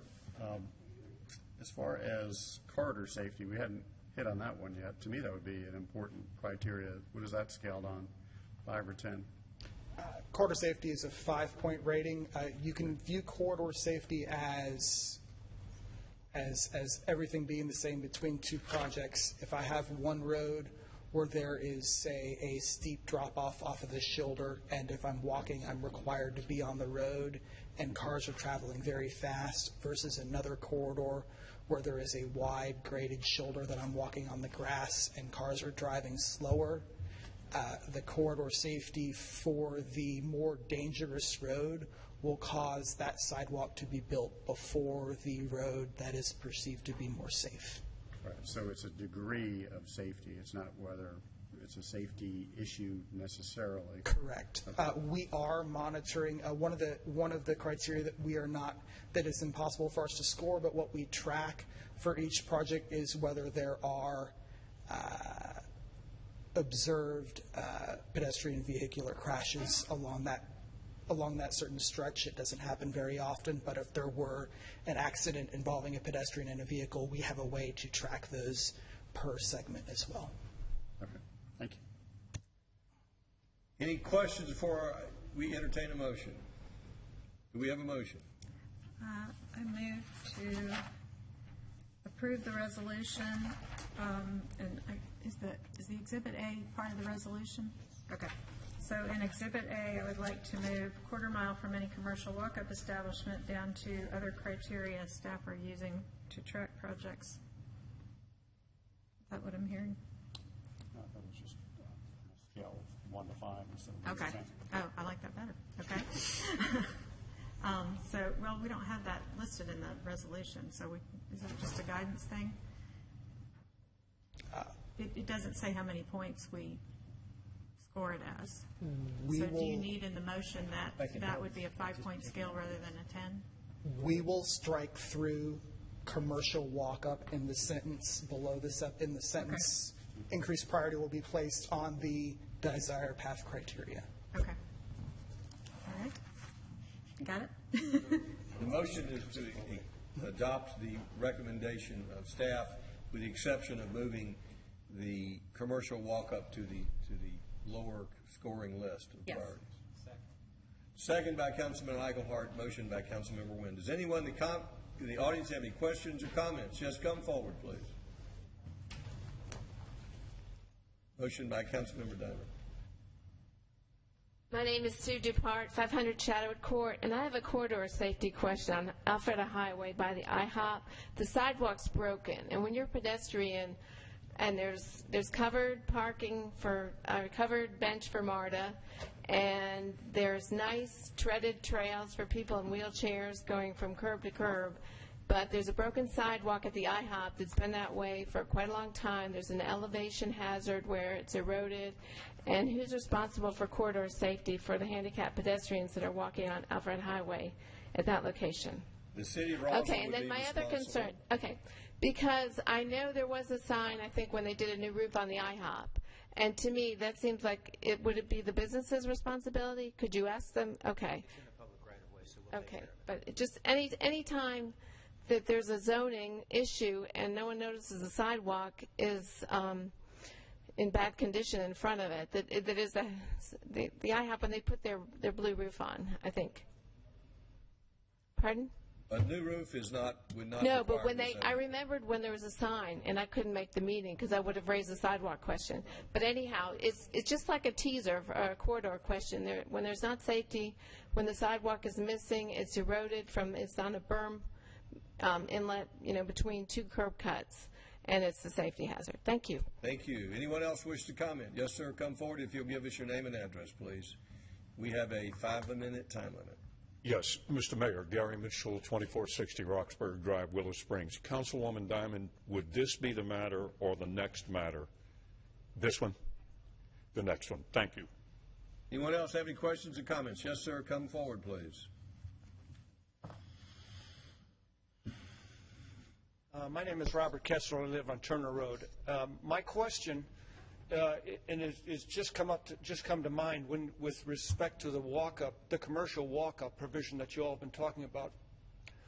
Is this would this be a commercial walk-up within the city of Roswell, or would it also apply to a commercial walk-up within another bordering municipality? That would be an interpretation for staff. As long as it's in the public right-of-way, we would certainly support the idea of small trips being done in a pedestrian way. So certainly we could say if it's another municipality, we would work with that other municipality to make sure. We wouldn't probably run a sidewalk just to the end of our city limits and end it. Right. We would like the other municipality to join us so that it's a continuous path. So if it's a complete and usable facility, we would support it. Okay. But even if it is in another municipality? We can approach them and discuss the issue with them. The reason for my question is our subdivision, it borders on Alpharetta and Roswell, and I would hate to see this provision permit a connection that possibly the neighborhood would not care for by virtue of the fact that it's connecting to a commercial establishment in another municipality, mainly the city of Alpharetta. Well, that's why I made the comment to staff that this set of priorities is staff's recommendation, but ultimately it's a council decision. And we have enough neighborhoods who are actively seeking sidewalk improvements that the neighborhoods who are opposed to sidewalk improvements are lukewarm or not going to rise to the top of the list. Thank you. Any other questions from the audience? Any further discussion by council? We have a motion and a second. All in favor of the motion, raise their hands. Passes unanimously. All right, the next item is approval of a text amendment to Chapter 18, Streets, Sidewalks, and Public Places, Article 18.1, Management of Streets and Public Rights-of-Way of the Court of Ordinances of the City of Roswell. This would be first reading. Clyde and Steve are here to talk about it.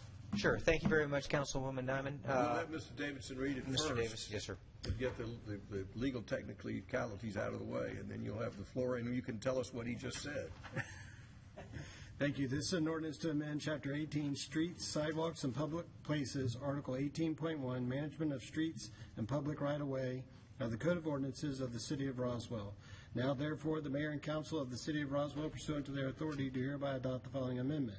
Chapter 18, Streets, Sidewalk, and Public Places, Article 18.1, Management of Streets and Right-of-Way of the Code of Ordinances of the City of Roswell, Georgia, is hereby amended by adding thereto a new Article 18.1.9 to read as follows, text of which is incorporated herein by reference, and have approved this to the first reading. Thank you. This action is different than the previous action. The previous action was to try to connect gaps in our public right-of-way. This is essentially a grant program where we're trying to encourage connectivity throughout the city, possibly on public rights-of-way, perhaps not on the public right-of-way. We're trying to encourage creativity, and we're trying to encourage partnerships with our community members and stakeholders to encourage things such as the new PTV ordinance, so that as people become accustomed to getting around the city either as a pedestrian, as a bicyclist, or perhaps in a golf cart, we can figure out creative ways to connect our city.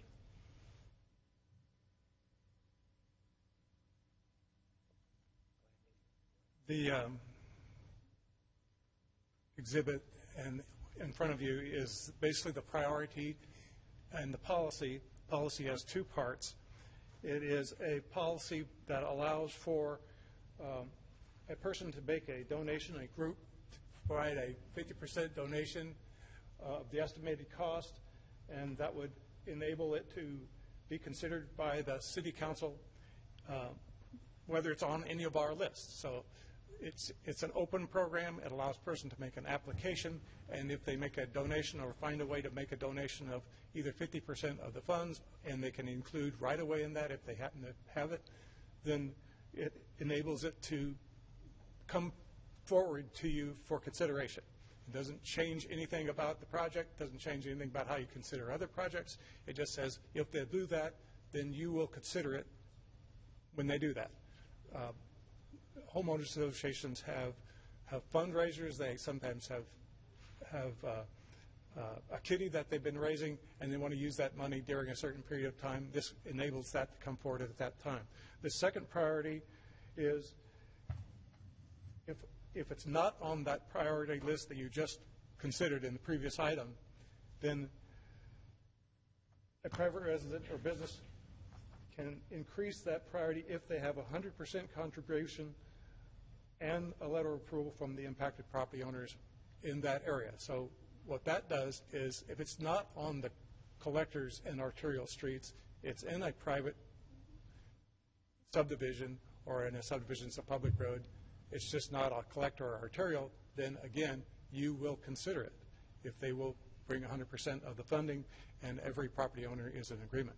That's the criteria. The rest of the program is just a grant program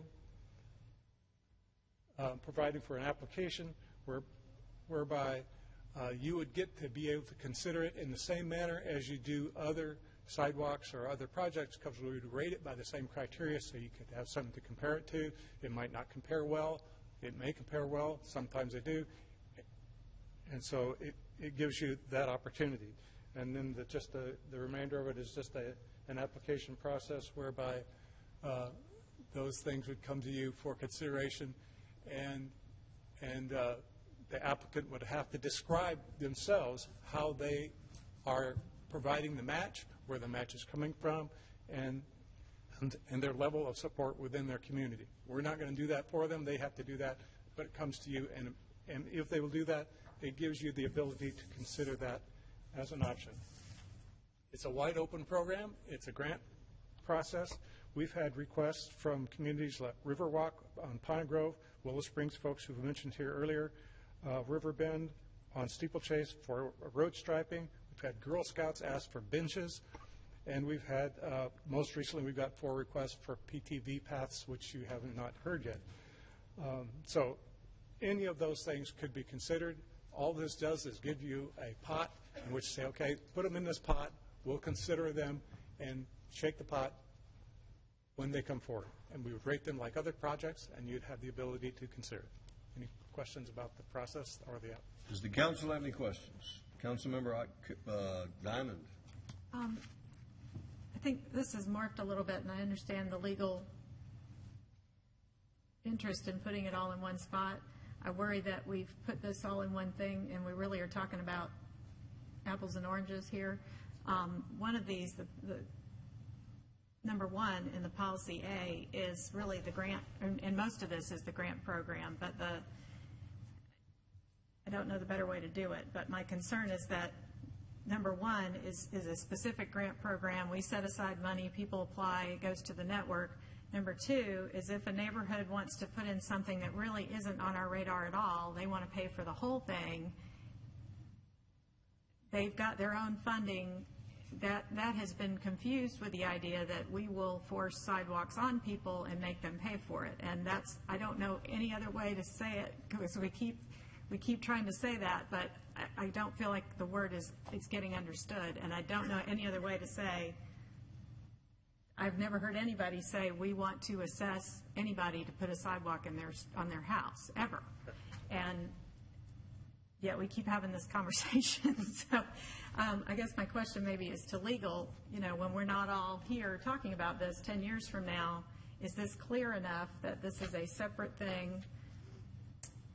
Because there are people who, neighborhoods are split. Some of them want to have it, some of them don't. And that's up to their HOA. That really isn't our deal until it comes to us as a unified front. So in that respect, I guess that's my first question. And then I do have a wording question on number 2. It would be just a suggestion. If we're looking under A, 1, and 2, I would make A, and then I'd have a B, and then I'd have a C, because if you have A, B, and C, it's easier to keep them separated with each a title. Then it just follows a little differently.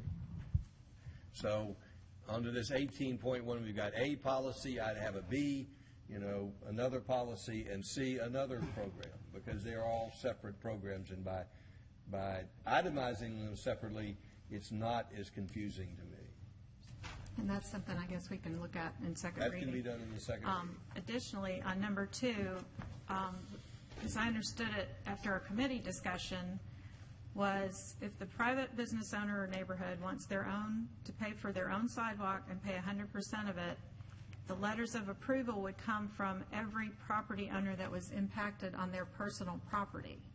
Because in the city right-of-way, that could be a different story. You know, in the discussion of if we had all the money in the universe, now that our policy is everybody has sidewalks, would we put them everywhere within the right-of-way? I realize it's a rare occasion where it's only in the right-of-way, and if it goes an inch out, you need that property owner's permission.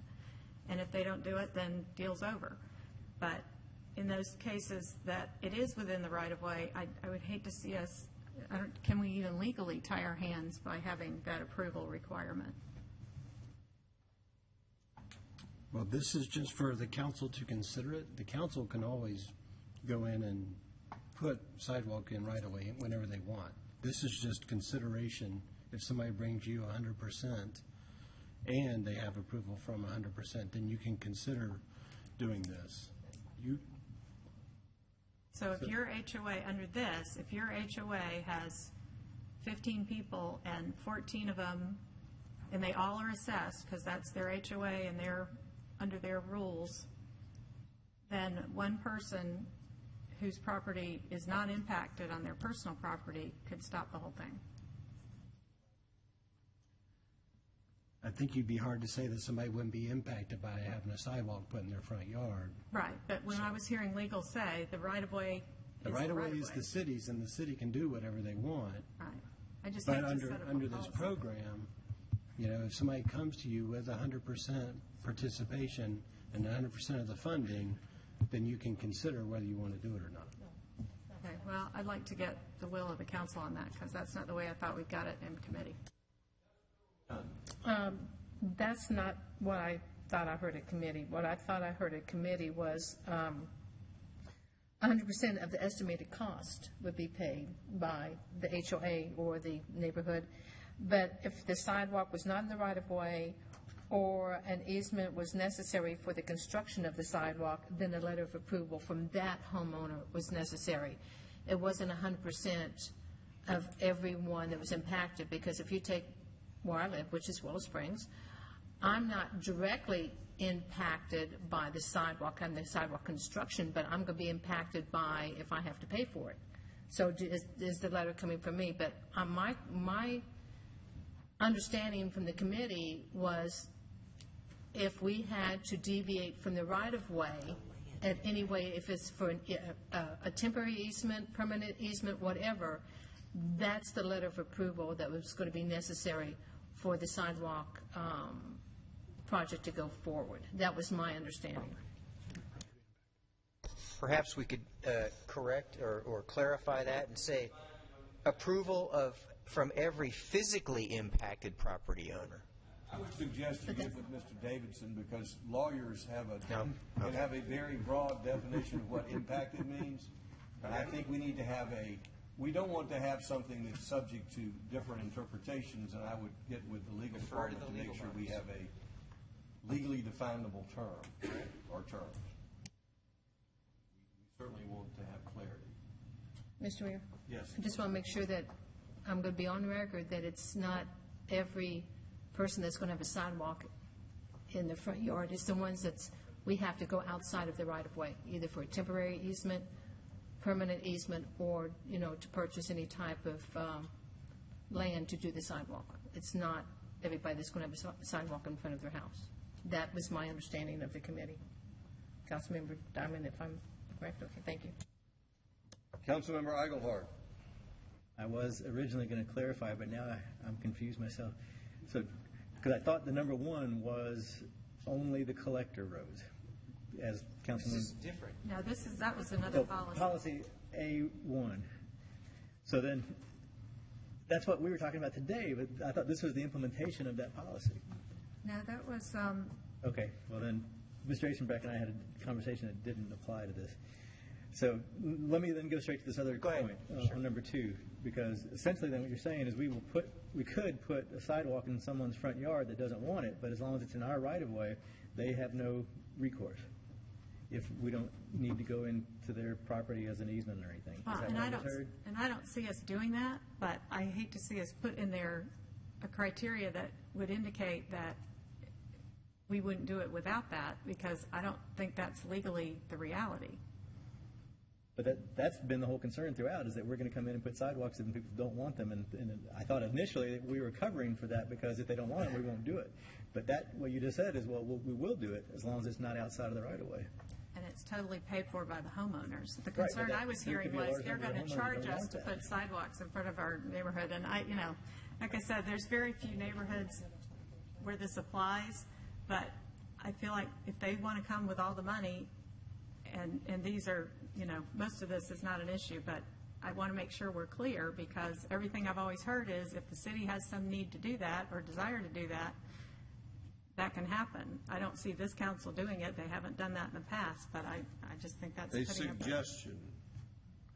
This says the city will agree. I think perhaps we should say may agree and leave it up to the council. If you change will to may, that's a significant change, because if you say will, someone could argue we're entitled to it as a matter of right. If you say may, then it becomes a decision of the council, and they're not obligated to proceed. Okay, that's my motion. To move through first reading with those comments and suggestions. That's not good enough. You need to summarize it again, or maybe You staff said can. so. I've lost it now, but I want council to understand what the motion is. All right, well, we're moving through first reading, and we're going to clean this up, so I guess that's the So bottom it's line. motion to approve the first reading, and is, let me see if I can tell you what I think we said. One is we're going to change the numbering so that they not be, we'll have an A, B, and C, and we'll change will to may. And we're going to define what impacted means. Is that your motion? Yes, and we'll come back with a couple options, and, We can do that in the second reading, but those are that summarizes it. yes. Does the council understand the motion? We have a motion. Is there a second?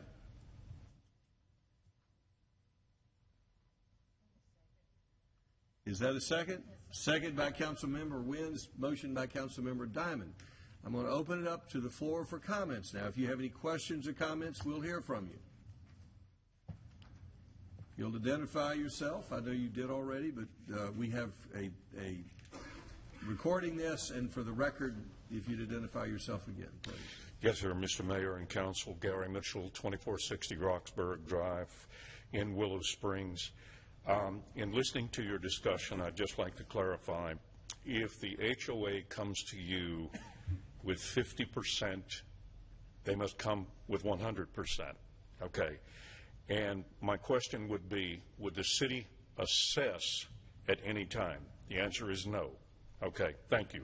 Second question, what Just for percentage? clarification. I'm sorry? There's the city may have the legal authority to assess. Yes, sir.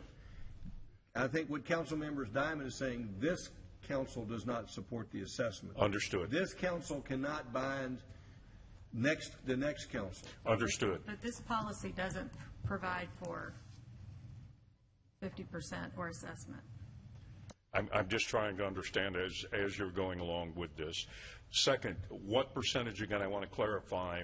I understand the legality of you having the right-of-way, and based on the original plat maps from the developer and the right-of-ways that have been granted and the interpretation by the Transportation Department, that you can indeed build sidewalks on your property. But my question is, as a practical matter, what percentage of homeowners, be it the affected ones with the concrete on their lot or the total population of the subdivision, clarify what percentage does the council want to see that approve?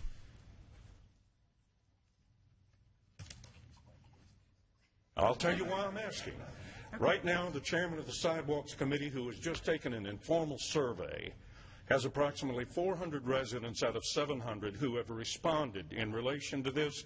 253 have said yes, which is 36% of the total population. The Sidewalks Committee, which you directed us to in the HOA, continues to publish information that confuses us, and that's why I'm asking. At this point, we don't have a definitive answer, if I'm understanding. I don't believe this council would support something which does not have a consensus of the neighborhood to go forward with. No, and more which importantly, to me means more than a majority.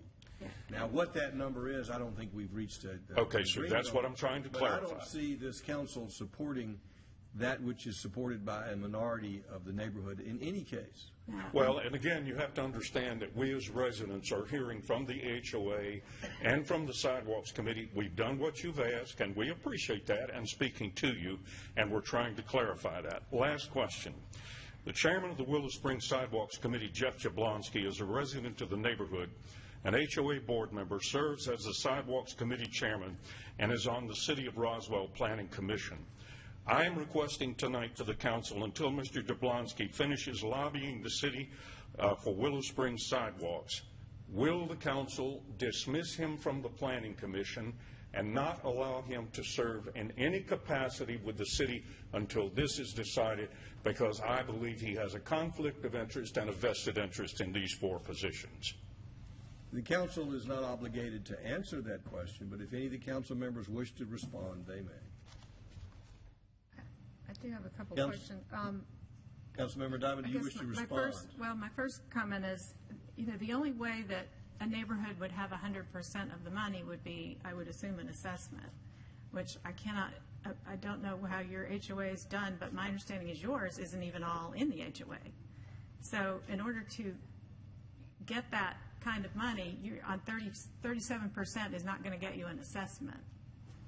I mean, regardless of how many surveys you put out, that's, getting opinions is one thing. Getting people to commit to an assessment is a totally different Understood completely, but again, the information provided to us has been very confusing. Yes, I go back I to my understand. question before the council. Will you dismiss Mr. Jablonski serving on the Planning Commission until he quits lobbying the city as a resident, the chairman of the Sidewalks Committee, a board member of the HOA, and a member of this Planning Commission? This Will council is not taking up the matter for a vote. If any council member wishes to respond to you, they can individually, but the council is not, the agenda Understood. item of removal of a board member is not on the agenda tonight. So we're not going to be taking a vote on that or making a decision on that. Again, I see Councilmember Diamond is the only person with her hand up. I'll call upon her. where no one else will tread at this point, but this doesn't go to Planning Commission, correct? It's not an initiation, it's a first reading. It's not even... How would we, going forward, Mr. Mayor, put this before the council for a vote? How would the citizens of the subdivision make this request? A council member may place something on the agenda for a discussion. The citizens would have to go through a council member, the mayor, or the city administrator can place things on the agenda. Thank you. I appreciate your help. Yes, sir. My name is Roger Arndt, and I live on 2945 or at 2945 Roxburgh in the same subdivision as Gary, and I appreciate his comments. If I can just clarify, because it seems a lot of things are repeated multiple times to make sure that everybody's on board. You can have a situation where the people who are affected don't want it, whether you call it right away or it's on my personal property, we don't want it. The majority of the people don't want it who are affected, and still have a vote that says we have the funding.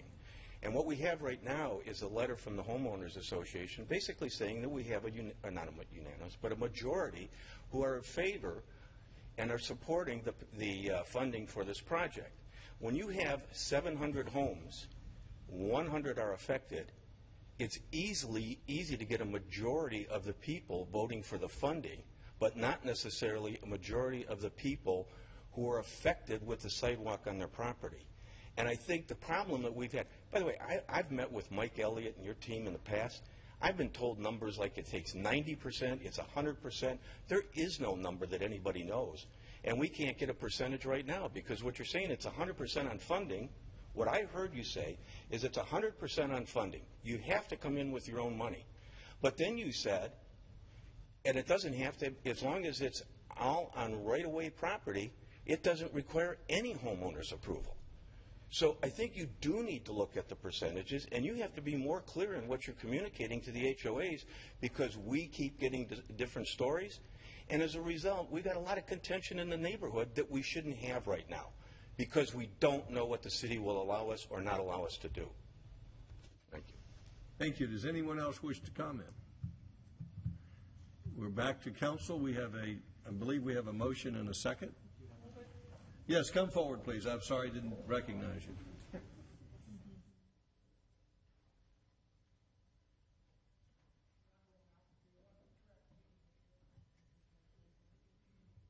We're in no hurry. I apologize for not recognizing you. My name is Peter Clark. I live at 2510 Roxburgh Drive in Willow Springs. I've lived there for 40 years. I'd like to ask a few questions as it relates to this very hot topic in Willow Springs, the retrofit sidewalk proposal. Since this type of project, I'm assuming, would be considered a capital improvement, would that affect my property taxes if the sidewalk was installed on my property? Not directly. When I say that, every dime we spend affects the budget. But it would not affect your individual property taxes. Your individual property taxes are set by, the assessment is set by the Fulton County Assessor. That's the assessment. The largest portion of your property tax is set by the Fulton County School Board. The next largest portion of your property taxes is set by Fulton County. The smallest portion being set by the City of Roswell, and this would not make any individual determination. So whether we chose to move forward with a sidewalk project in a $100 million budget is not going to have a noticeable impact on any individual project. In cumulative, everything that we spend affects how much money we need to operate, and so I can't tell you it has no impact, but I will tell you there's not a direct connection. Okay. Since I would be liable, or at the very least a defendant in a lawsuit, for any injuries on my property as a result of a sidewalk being placed thereon, what is the position of the city assuming such risk of liability? I would disagree with your assumption. Mr. Davidson can address that as the city attorney. And the question, I understood it was, your understanding was if there is someone on the sidewalk, which is in the public right-of-way, that has a slip and fall, perhaps because of a crack, are you, as the adjacent property owner, in any way liable? Mr. Davidson, if you could respond to that question. You would not be liable. That would be totally the city's response to answer any kind of lawsuits or anything like that regarding the sidewalk. For any hazards on the sidewalk, any breakage on the sidewalk. Now, you would have responsibility for maintaining the grass and stuff on the sides of the sidewalk, but other than that, if it has something to do with the sidewalk in the right-of-way, it would be a city responsibility. What about the maintenance of the sidewalk? That's city responsibility. Like right now, all the rain we've had, there's leaves on the ground, it's slippery. If somebody slipped and fell on that sidewalk on my property, could I be accused of not maintaining it by keeping the leaves off of the sidewalk? Accusation or a legal cause of action? Legal cause of action. No, there would be legal cause of action. So if the plaintiff sues me as a party to their lawsuit, what I'm hearing from you all is that you will defend me in that lawsuit. Sir. You won't. No. So I could be sued. We're not indemnifying you if we can't stop somebody from. We cannot stop. You know what I'm saying is they would have, the judge would dismiss the action when the facts became clear. If you put a man trap in the sidewalk and capture somebody as he's going by, you're going to be liable. But short of your placing some obstacle in the sidewalk, a good example: if someone has a wreck on Roxborough Drive in front of your house, there's no liability. The sidewalk is really just an extension of that road, so there is no legal liability. Mr. Mayor, let me fire these other questions at you before my time runs out. I appreciate your response. I've taken up a lot of that time, so please ask all your questions. The Willow Springs HOA sidewalk plan calls for part of the sidewalk route to run along Country Club of Roswell property as well as along the Roswell Village shopping center property. The HOA says that the city requires this routing. Does the city in fact require this stipulation for the sidewalk routing? That would have to, I'm not aware of a requirement. So it's not required. Okay. Well, the requirements are is that it be, we don't have any list of requirements. We try to make sure it's safe, and we also look for a complete and usable project. We try not to have a sidewalk that starts, stops, and starts and is not a complete unit. So if we have it, we would like the sidewalk to end at a destination and not just be in the middle of nowhere. Well, it would have to go out to Old Alabama Road, and it'd go across those two pieces of property to connect to Old Alabama. So I'm assuming that you would We want have not looked at it from an engineering standpoint. We have not set any requirements. Okay, so that's still up A to good question. example is Martin's Landing has a school. If they didn't have a sidewalk near that school, we would support a sidewalk within the neighborhood leading to that school. But we try to, if you look at that set of priorities, we try to look at schools and parks and things that, and goat paths and things that people are using. Can I buy 2 minutes? Yes, sir. Okay. We were told in the August 31st City Council meeting that the city has $95 million worth of sidewalk and connectivity projects on the drawing board, with an annual budget of only $500,000 for such projects.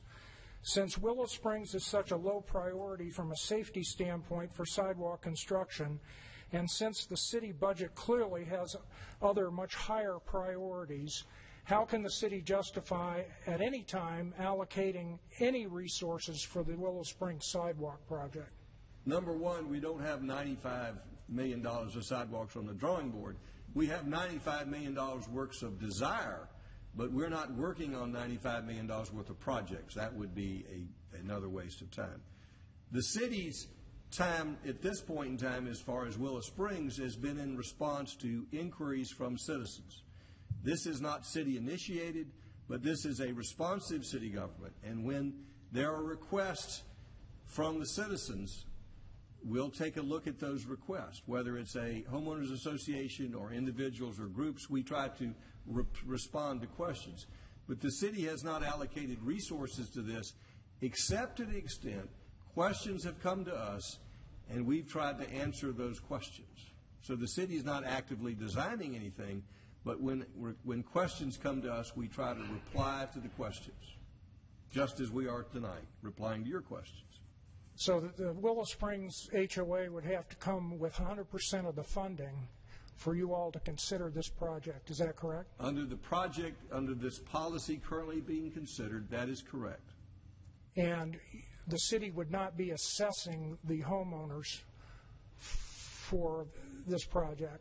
No one up here, and no one who has been elected and is a council-elect has ever suggested that, nor would I expect them to.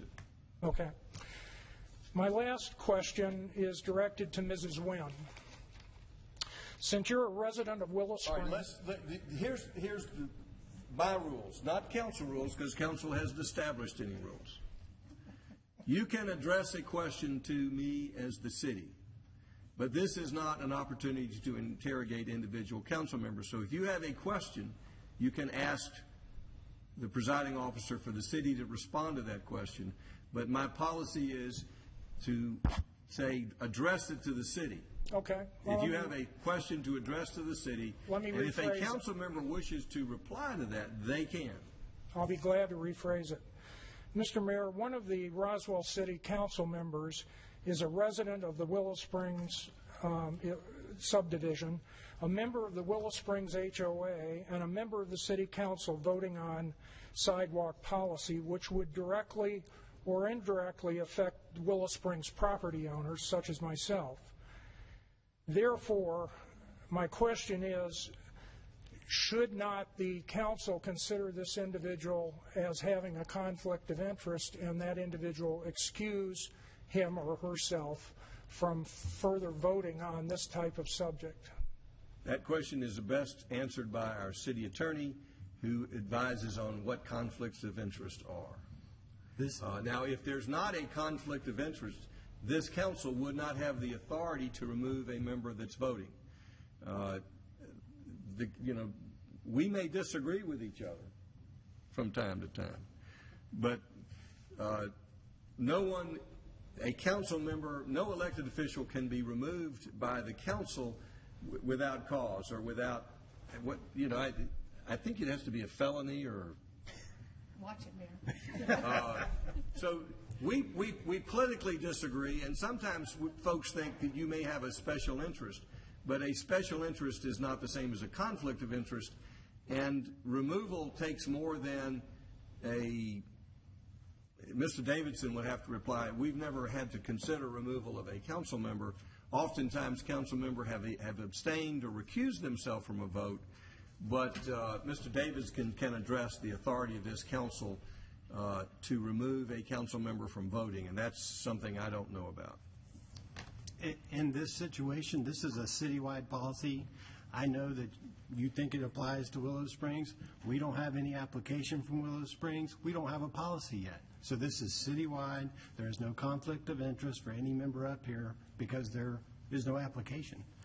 So there's no reason for anybody to recuse themselves. And Mr. Davidson, if you'll define what conflict of interest further, is simply because living in a neighborhood in which there is a rezoning or across the street is not a conflict of interest.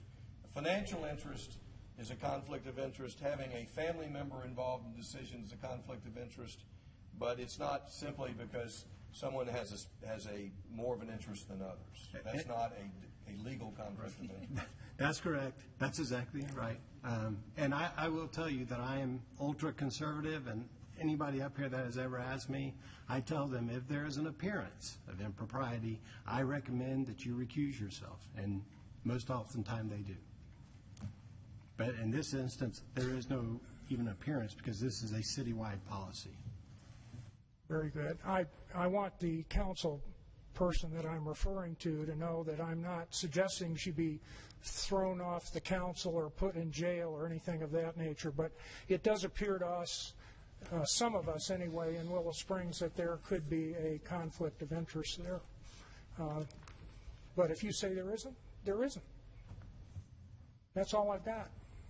Yes, come forward, please. Appreciate your time. Yes, sir.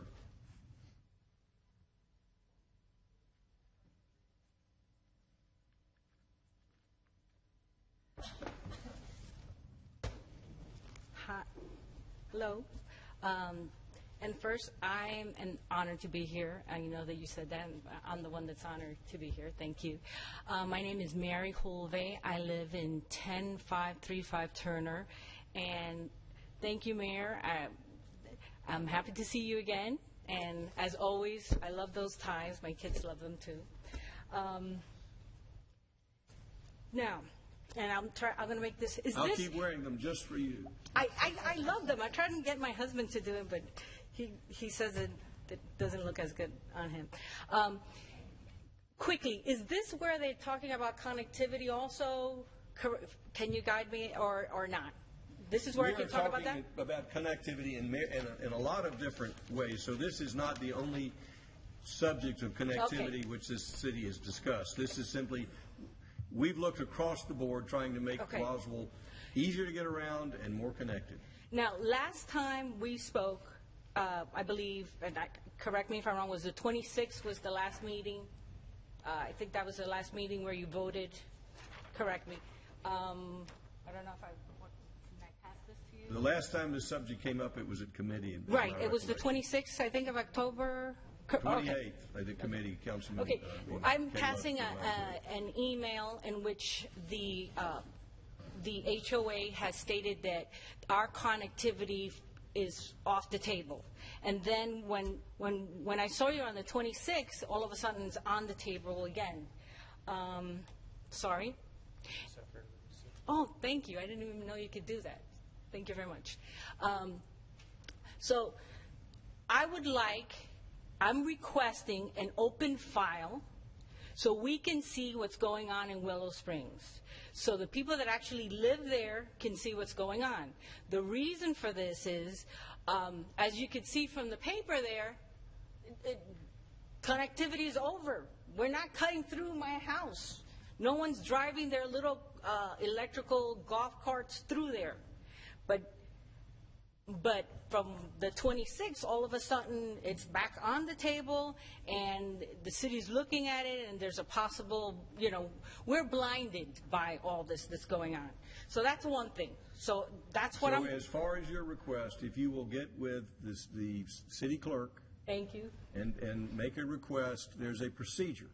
Yes. You make the request, you're charged by the copy. Okay. And all correspondence between cities and their citizens and neighborhood associations you just need to be specific in the request, and they'll make copies for you. But you need to give them make your request to Marley Press. Marley's not here any longer. Marley Press is waving at you, city clerk. If you'll call Yes, the city clerk yeah. and make your request, she'll be glad to furnish those documents. Exactly, because out of all, I believe, how many, 700 homes?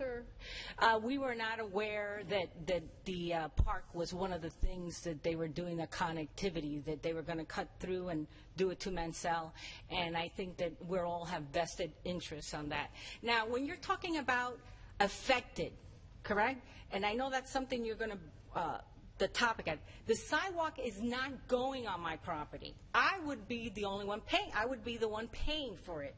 And my question is, does that mean I feel I'm affected? That's money I could put in my kids' college fund. So I'm interested to know. And one of the things that actually target all this was I felt that it was unconstitutional that I was required to pay for the country club. I think they have enough money, and the strip mall. So I felt it was unconstitutional that to get the sidewalk, I had to pay for the country club and the strip mall. I mean, I think it's a fair statement. No, I don't believe it is fair. Okay. The reason I don't believe it's fair is, to my knowledge, first of all, I'm not sure anyone is asking you to pay for the sidewalk. The city's position is not going to be assessing for the sidewalk. Correct. So I think your question presupposes someone's going to assess you for the sidewalk. Although it is constitutional for the city to make assessments. Okay. I don't know how many times different ways I can say this, but there is no intention, expectation, discussion, thought, remote possibility of the city assessing Willow Springs homeowners for a sidewalk in Willow Springs. Okay. Now, is anything else, any way to make that clear? One more thing. Remember we had this little talk on the 26th. I said, is the city of Roswell going to make it illegal to have a house without a sidewalk? That was my question to you. The city is not going to make it illegal. You need to wrap it up now. Okay. You're out of time, so if you got another question or closing. Yeah, but the reason why I'm saying that is that if you are forcing the gentlemen that they don't want the sidewalk on the right-of-way, how can you justify using the right-of-way when we don't rank anywhere close to getting the sidewalk? That's my only question. I'm not trying to be hostile. I'm asking, how can you justify the sidewalk? We're not trying to justify the sidewalk. Okay, no one up here has tried to justify the sidewalk. No one here is supporting the city paying for the sidewalk, assessing for the sidewalk. So you may answer one more question, but as far as the city, how can they justify putting the sidewalk in? No one up here is trying to justify that. Okay. That's not what we're trying to do. We're simply trying to respond to questions and create a policy which said if someone comes with 100% contribution, this council may or may not choose to accept that contribution and put a sidewalk in.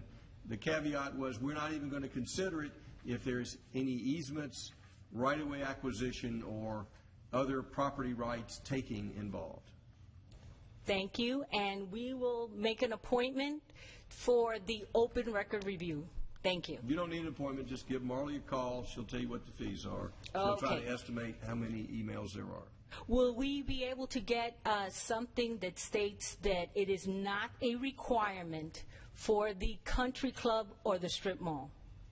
The city, the transportation department can respond to your questions, but I'm not sure the city's going to how make about a simple blanket email? statement. A simple email saying, is it required to pay for the strip mall and the country club? I will tell you, nothing is required. Thank you. We're not creating any requirements. We're creating priorities and policies which this council may choose to follow. The reason we changed will to may is to make it clear that even once we adopt this policy, it is finally a decision of this council and not a requirement. We're not establishing any requirements. We're simply establishing recommendations. Thank you. Thank you. Does anyone else wish to speak? Come forward, please. I'll make it quick. Jennifer Arndt, I live at 2945 Roxburgh Drive in Willow Springs, and I was just a simple math major, but based on the budget you have and the number of projects you have, well, likely I'll be dead before anybody even gets to the point where there's sidewalks in Willow Springs. But I think based on the commentary that folks made, the real critical thing that I would ask of you, because there has been a lot of divisiveness in the neighborhood, and I've been in the neighborhood for a long time, and we've gone through this several times, and back when y'all were going to pay for it. If you can't come up with just some really clear, I mean, there is some great criteria y'all came up with for the other projects, just something very clear that can be used with the homeowners that says, come up with a number. I mean, whatever your number is, 75, 85, 10, 2, 3, don't really care, but something clear that can be presented. It's not just to Willow Springs, but to probably other HOAs, because, you know, who knows whether they'll be back at you. Just something clear that says, here's our criteria. We are making every effort to, and if there's any recommended language. Yeah. 10-point scale, 5-point scale, won't confuse me if you use 6 scales. On this policy we're adopting, we'll have another hearing. When is the next hearing on this? I hope you all come back. We've had a great time on this. Wouldn't miss it. I know you wouldn't. We love to see our citizens down here. We like listening to them, especially Don Horton. That's his specialty. He's got the big ears and the hat to go with it. So we'd love to have you back. But if you've got any suggestions, you can either give them to Mr. Asenbrack or City Clerk, or Councilmember Diamond is liaison to the Transportation Department, and she'll be formulating this. Thank you. So Great, thank you. Love to hear from you. We'll give the input and appreciate you guys listening, but I think that will help clarify some of this. Does anyone else Thank wish you. to speak? No. Well, I will allow you to say that we do have a policy that I have a policy that we give you one opportunity to speak, and even if it's something nice. But I think what you said, I appreciate what you said. So, does anyone else wish to speak? Mr. Asenbrack, we don't need to hear from you.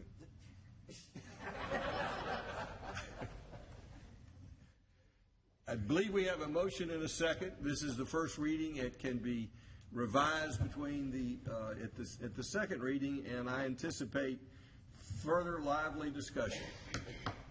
Councilmember Diamond. And I would like to reiterate that why this came about in the first place. And there's been a number of opportunities where an Eagle Scout wants to help make a connection, trail opportunity. Somebody's willing to donate the property. We don't have a mechanism to do that.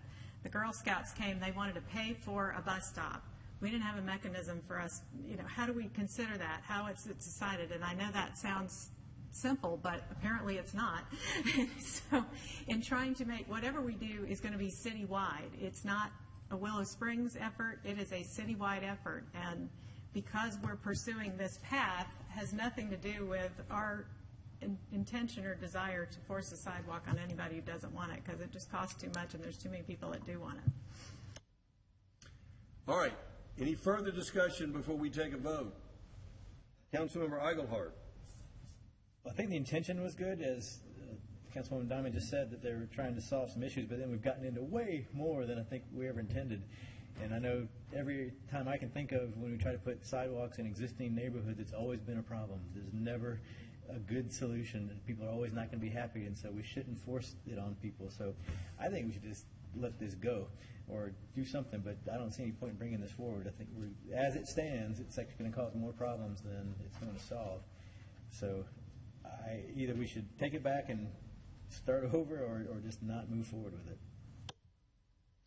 Any further discussion? Councilmember Horton.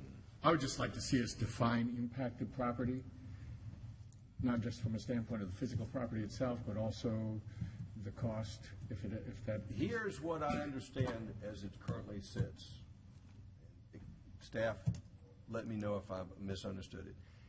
There was one definition of impact, and the only one I've heard is if there is a right-of-way, if there's property rights involved, if you need an easement, if you need right-of-way acquisition, that's impacted.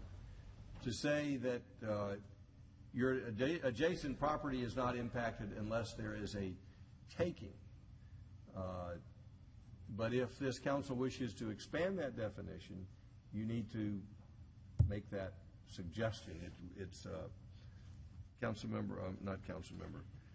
Transportation Director Steve Asen. That's the way I understand impacted right now. I'm not trying to limit that definition, but that's what I've heard.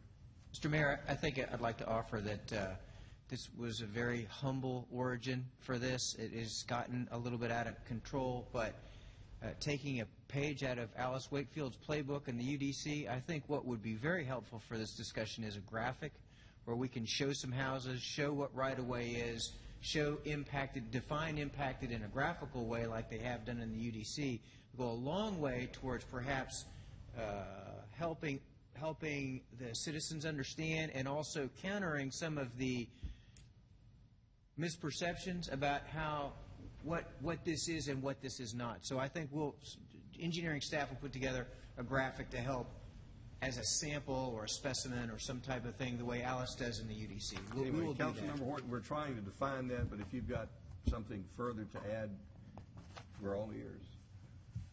Well, the only other thing is, not only do we need to define the impacted property, but also what percentage of letters of approval from the impacted property need to be present in the Well, right now, it would be if you're impacted, it's 100%.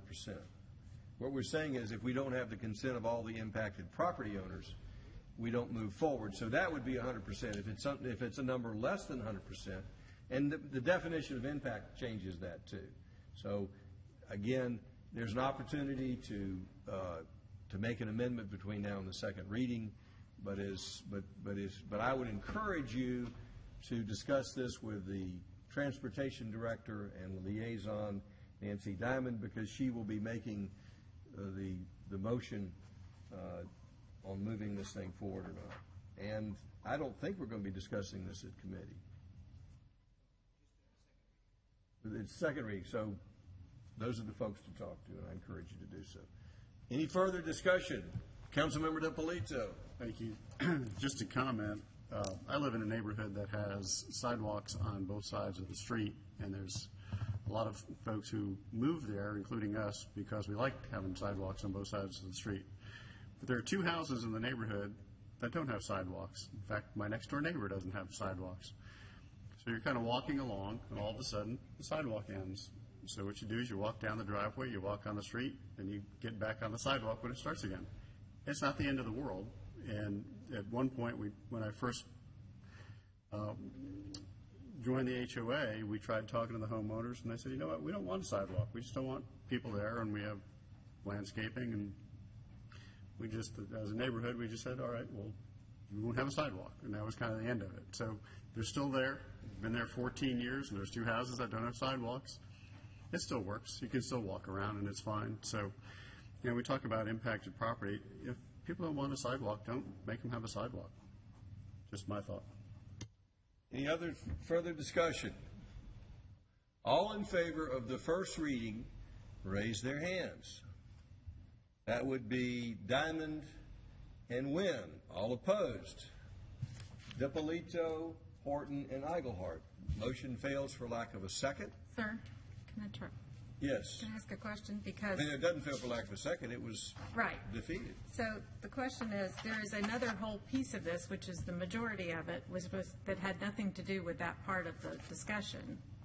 Well, you would have to, as it is, I will ask the clarification. Is the opposition opposed to the entire second reading or a portion?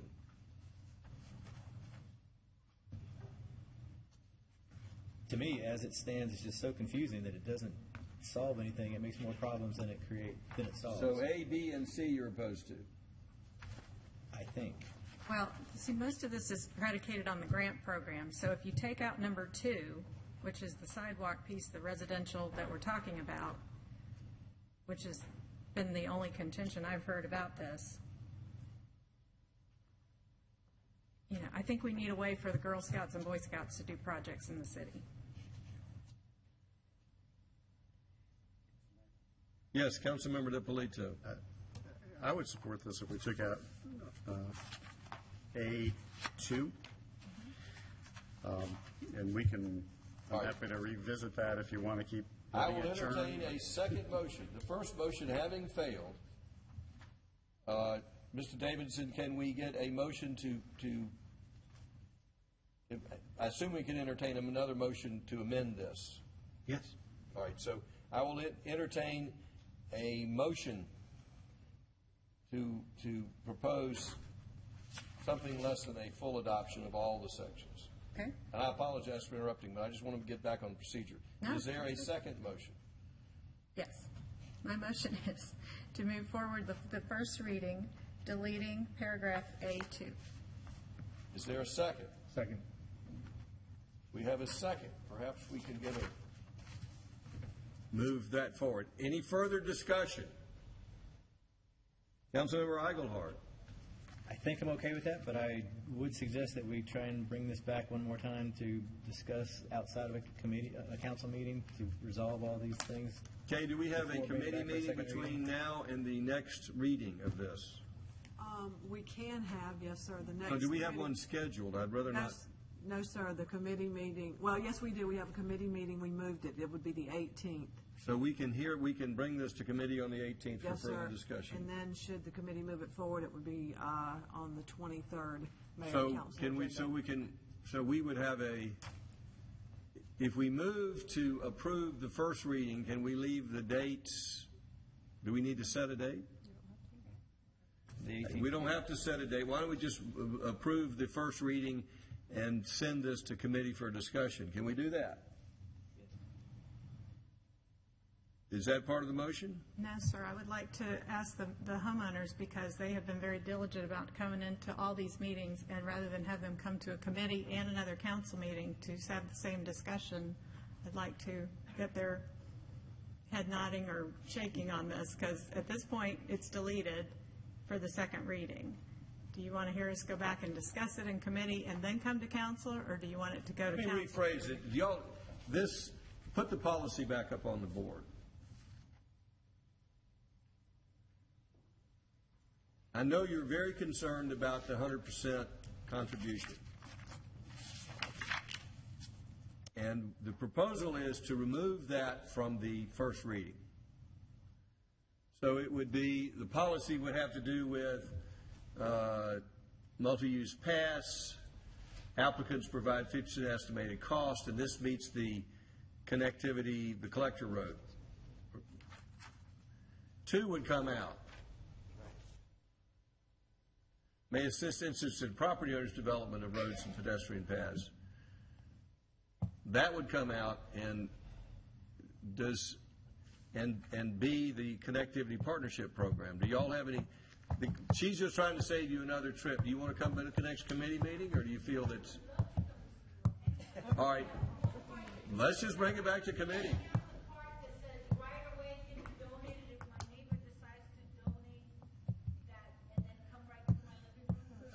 I think we might as well bring this to committee. I hate to spend a lot of time, but there's a suggestion, and I'd like to.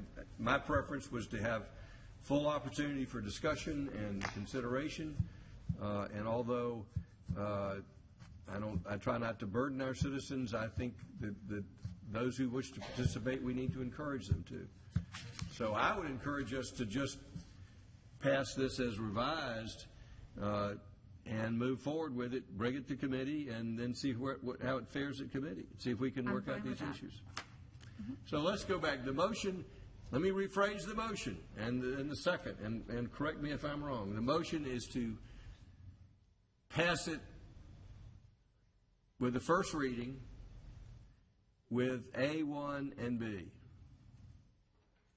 And the refinements that we had talked about earlier don't apply now because the definition of impact doesn't apply, and the will to may doesn't apply anymore, and so we don't need to make those changes. So we're passing it. The motion is to pass the first reading with deletion of A2. Right, which the first time you said A and B, but it's actually A, B, and C. So the motion is actually to move forward with first It's reading, A1 and B. deleting, but there's more than that. So we're just deleting A2. A2. And bringing it All back right. to committee. Does the full council understand that? Any questions about the motion? All right. We're voting on the first reading with the deletion of A2, which is the policy about 100% contribution. All in favor of the motion? That is unanimous.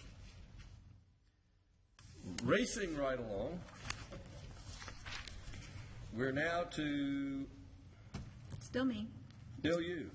Approval for the mayor and/or city administrator to sign a memorandum of agreement for the North Fulton Comprehensive Transportation Plan, catchy name NFCTP, with the Atlanta Regional Commission and cities of Alpharetta, Johns Creek, Milton, and Sandy Springs. Mr. Eisenbach. Thank you, Councilmember Diamond. Let me introduce, for those of you who haven't met, John Crocker, who is our Transportation Planning Manager, who will talk about the details of this partnership agreement for the cities within North Fulton County.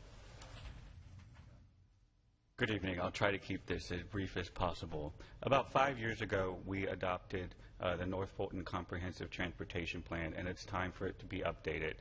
At that time, the Atlanta Regional Commission ran the procurement process and the billing and on behalf of the 5 cities up here, so that it was a cleaner one. They'd have experience with federal procurement and those types of things. What this memorandum of agreement does, it sets up a process so we can begin the procurement to develop the update of the North Fulton Comprehensive Plan. The budget for the plan is $1.25 million. $1 million of that is federal funds coming from the Atlanta Regional Commission. $250 is split equally between the cities based on population. Roswell's share is $62,500, and it's in a mid-year budget request. Unless you have any other questions. Right. And I understand that this has been voted on by our sister cities. And who has passed this? The only one who has not passed it is Johns Creek, and it's on their November 16th agenda. So Sandy Springs, Milton, and Alpharetta have all passed it. I encourage the council to work with our neighboring cities in coming up with a common plan. Any questions? Councilmember DiPolito. Thank you. Who serves on the committee? Which, the Atlanta Regional Commission, or there are 2 committees that are... Transportation plan. Is there a transportation plan committee, or that's yet to be What the set up? MOU spells out, there are 2 committees. There's a staff level committee made up of technical staff that will help guide the day-to-day process, make a recommendation of selection. Then we also have a policy council made up of the mayors of 5 cities, so that when we need policy direction, they're the ones who will be setting it. And then we will actually come back to the council for adoption of the plan and provide updates as needed. And I will assure the council that the council's direction will be followed as far as what we adopt. I will be the representative of the city, but it is a council decision as to what position we take on that comprehensive plan. I think last time we had 2 council members that went instead of the mayor, but There will be a fine. specific stakeholder advisory committee as part of the public involvement plan. The composition of that has not been determined, but that's definitely an opportunity to either have a council member sit on there or have a representative from the council. Okay. All right. Thank you. So do we have a motion to approve, what's our share of this grant? $62,500.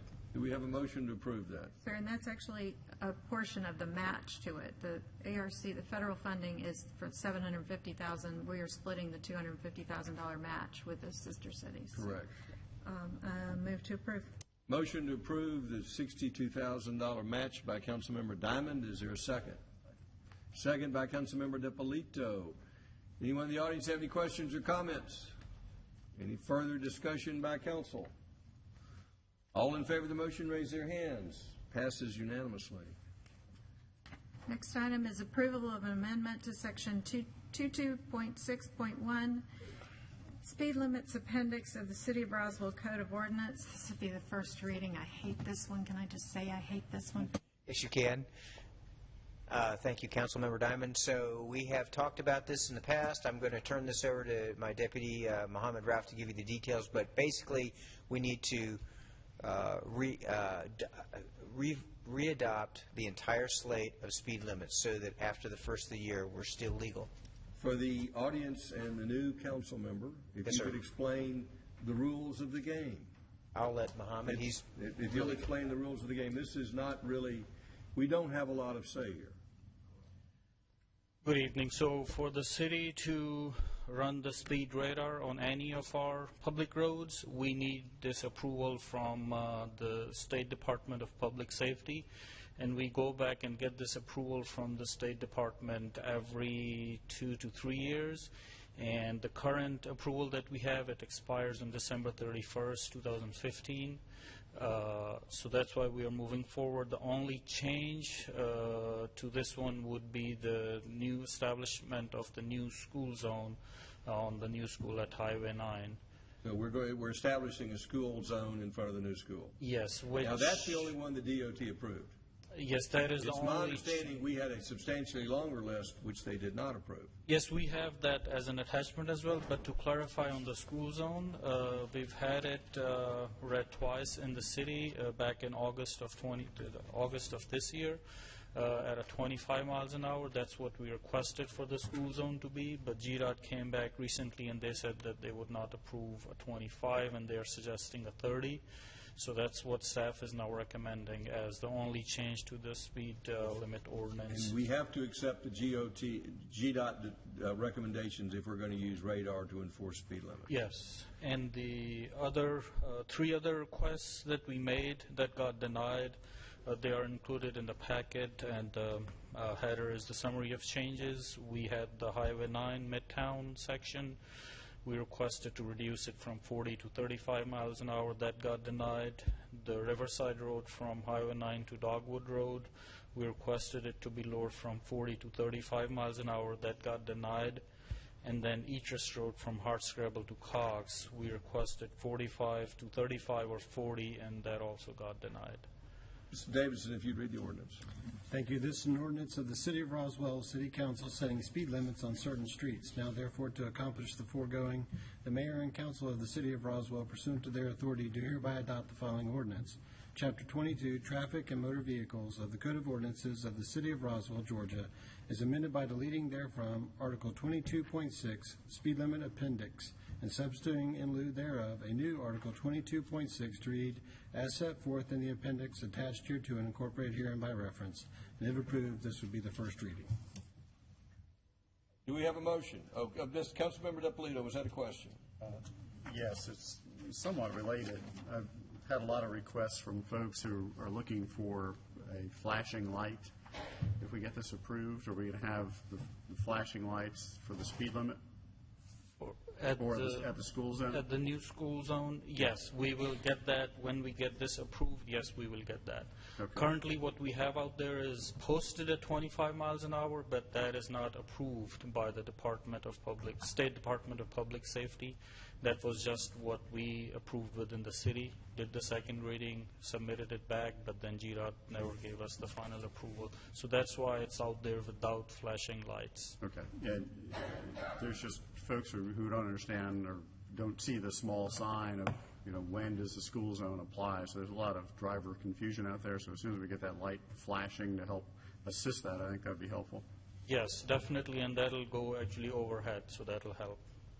Thank you. Do we have a motion? Yes, but I would like to reiterate that local control should be on local roads. And we approved this a while back with 25 miles an hour because we never dreamed, and this is me talking, not staff, that we never dreamed that GDOT would not allow a 25-mile-an-hour speed zone on the school. And the fact that they are giving us 30 as a compromise is not the end of the discussion in my mind, and I will continue to lobby at the state level for local control of our city roads, because I just think it's wrong. And there's about 15 on my list, so I appreciate all you guys do, and we'll keep working on it. So, yes, I make a motion to move forward. Motion to approve. Is there a second? Second by Councilmember Wynn. Does anyone in the audience have any questions or comments? Any further discussion by council? All in favor of the motion, raise their hands. Passes unanimously. All right. Approval for the mayor and our city administrator to sign a contract with J.G. Leone Enterprises, Inc. for the Sun Valley Stormwater and Pond Grading Project construction in the amount of $1,473,852. Mr. Asenbrock. Thank you, Councilmember Diamond. Again, I'm going to turn this over to Rob Del Ross, but this is the first phase of the Sun Valley Road Connector, and that is going to build the pond, install the culvert, and the wetland improvements and the road base, and then we will do the second part later. Rob. Basically, Mayor and Council, if you remember from many months ago, you directed us to install a regional detention in this area in addition to the road project. Staff decided that the best, most efficient way to construct this project with the stormwater component and the transportation component was to build this in 2 phases and award the pond modification work to one contractor, with the road work coming approximately 4 months later to a second contractor. The item we're recommending to award tonight is for the construction work for the first phase of this project. Does the council have any questions? Councilmember Napolito. Thank you. Do we have an estimate of the construction for the remainder of the project at this point? We are confident that the construction for the second phase would be under our budget. According to the item, we have $4.3 million left in the budget. Depending on bid prices, it's going to be difficult to predict. I would say between $3 and $4 million. Okay, but we're confident that will cover. We're confident 4.3 will cover it. Okay, thank you. Any other questions from council? Do we have a motion? Willie, did we get a motion? Oh, no. Move to move forward, and thank you to staff for going back and keeping at this. I know the original bids were not ideal, so thanks for keeping at it and getting it lower. Is there a second? Motion by Councilmember Diamond for approval of that contract, second by Councilmember Napolito. Does anyone in the audience have any questions or comments? Yes, sir. Come forward, please, if you give us your name and address.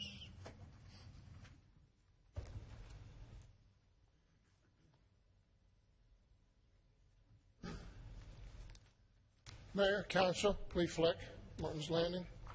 I think I know the answer to this question, but I'm going to ask it to make sure it's on the record.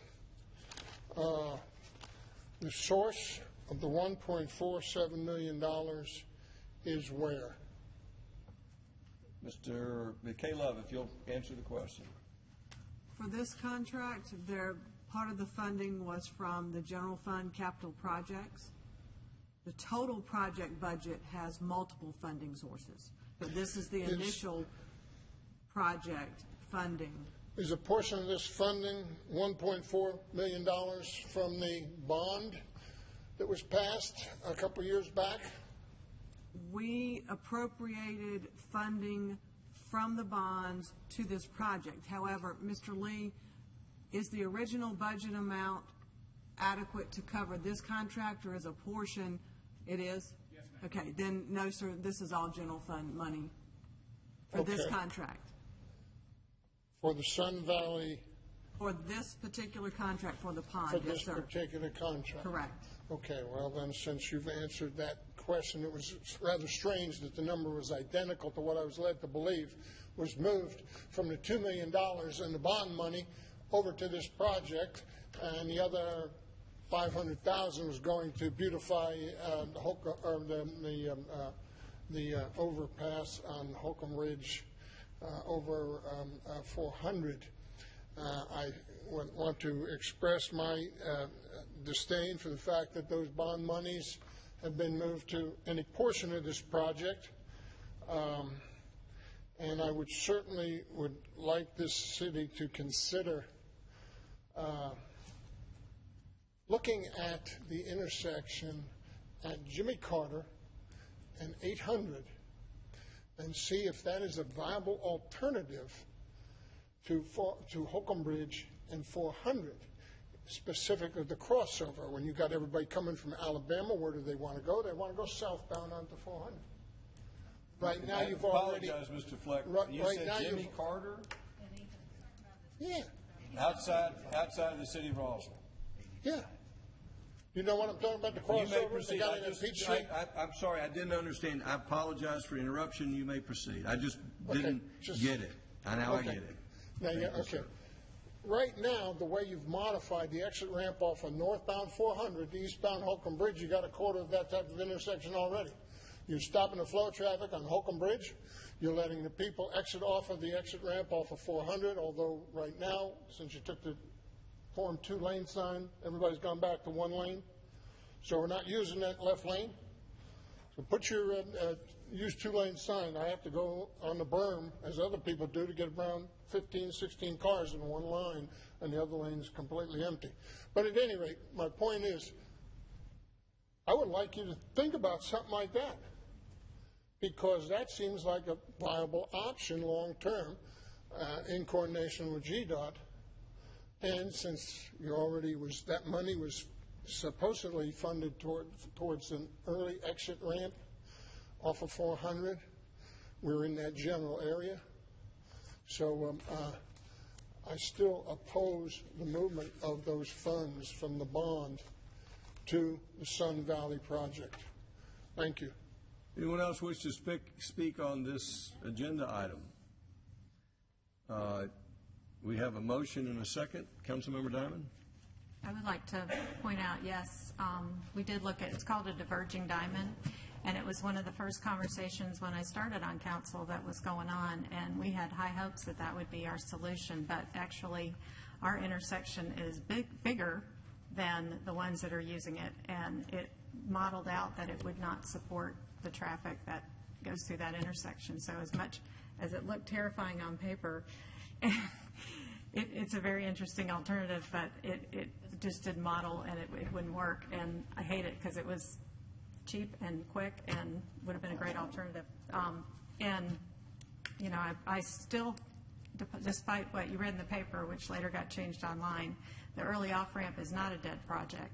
It is something that GDOT has doubled the cost of effectively by some of their decision-making, and we can't make the bond money in time. We have a specific responsibility to our bond rating to do projects on the list in a timely manner, and that was our priority. So we definitely want to get back to that, and I've heard from citizens from the east side and the west side for years that that fence is a blight on our city, and with CIDs on either side of us that make things look beautiful with taxing the property owners to do it themselves, we're at a seriously competitive disadvantage, and right now it looks just sad. So I'm comfortable with what we did. I know that it takes the, out of the $14.7 million on the bonds, about 10 of it were going there and east, but now only 8 of it, but it is still, I feel like, the responsible choice to make sure we use the money.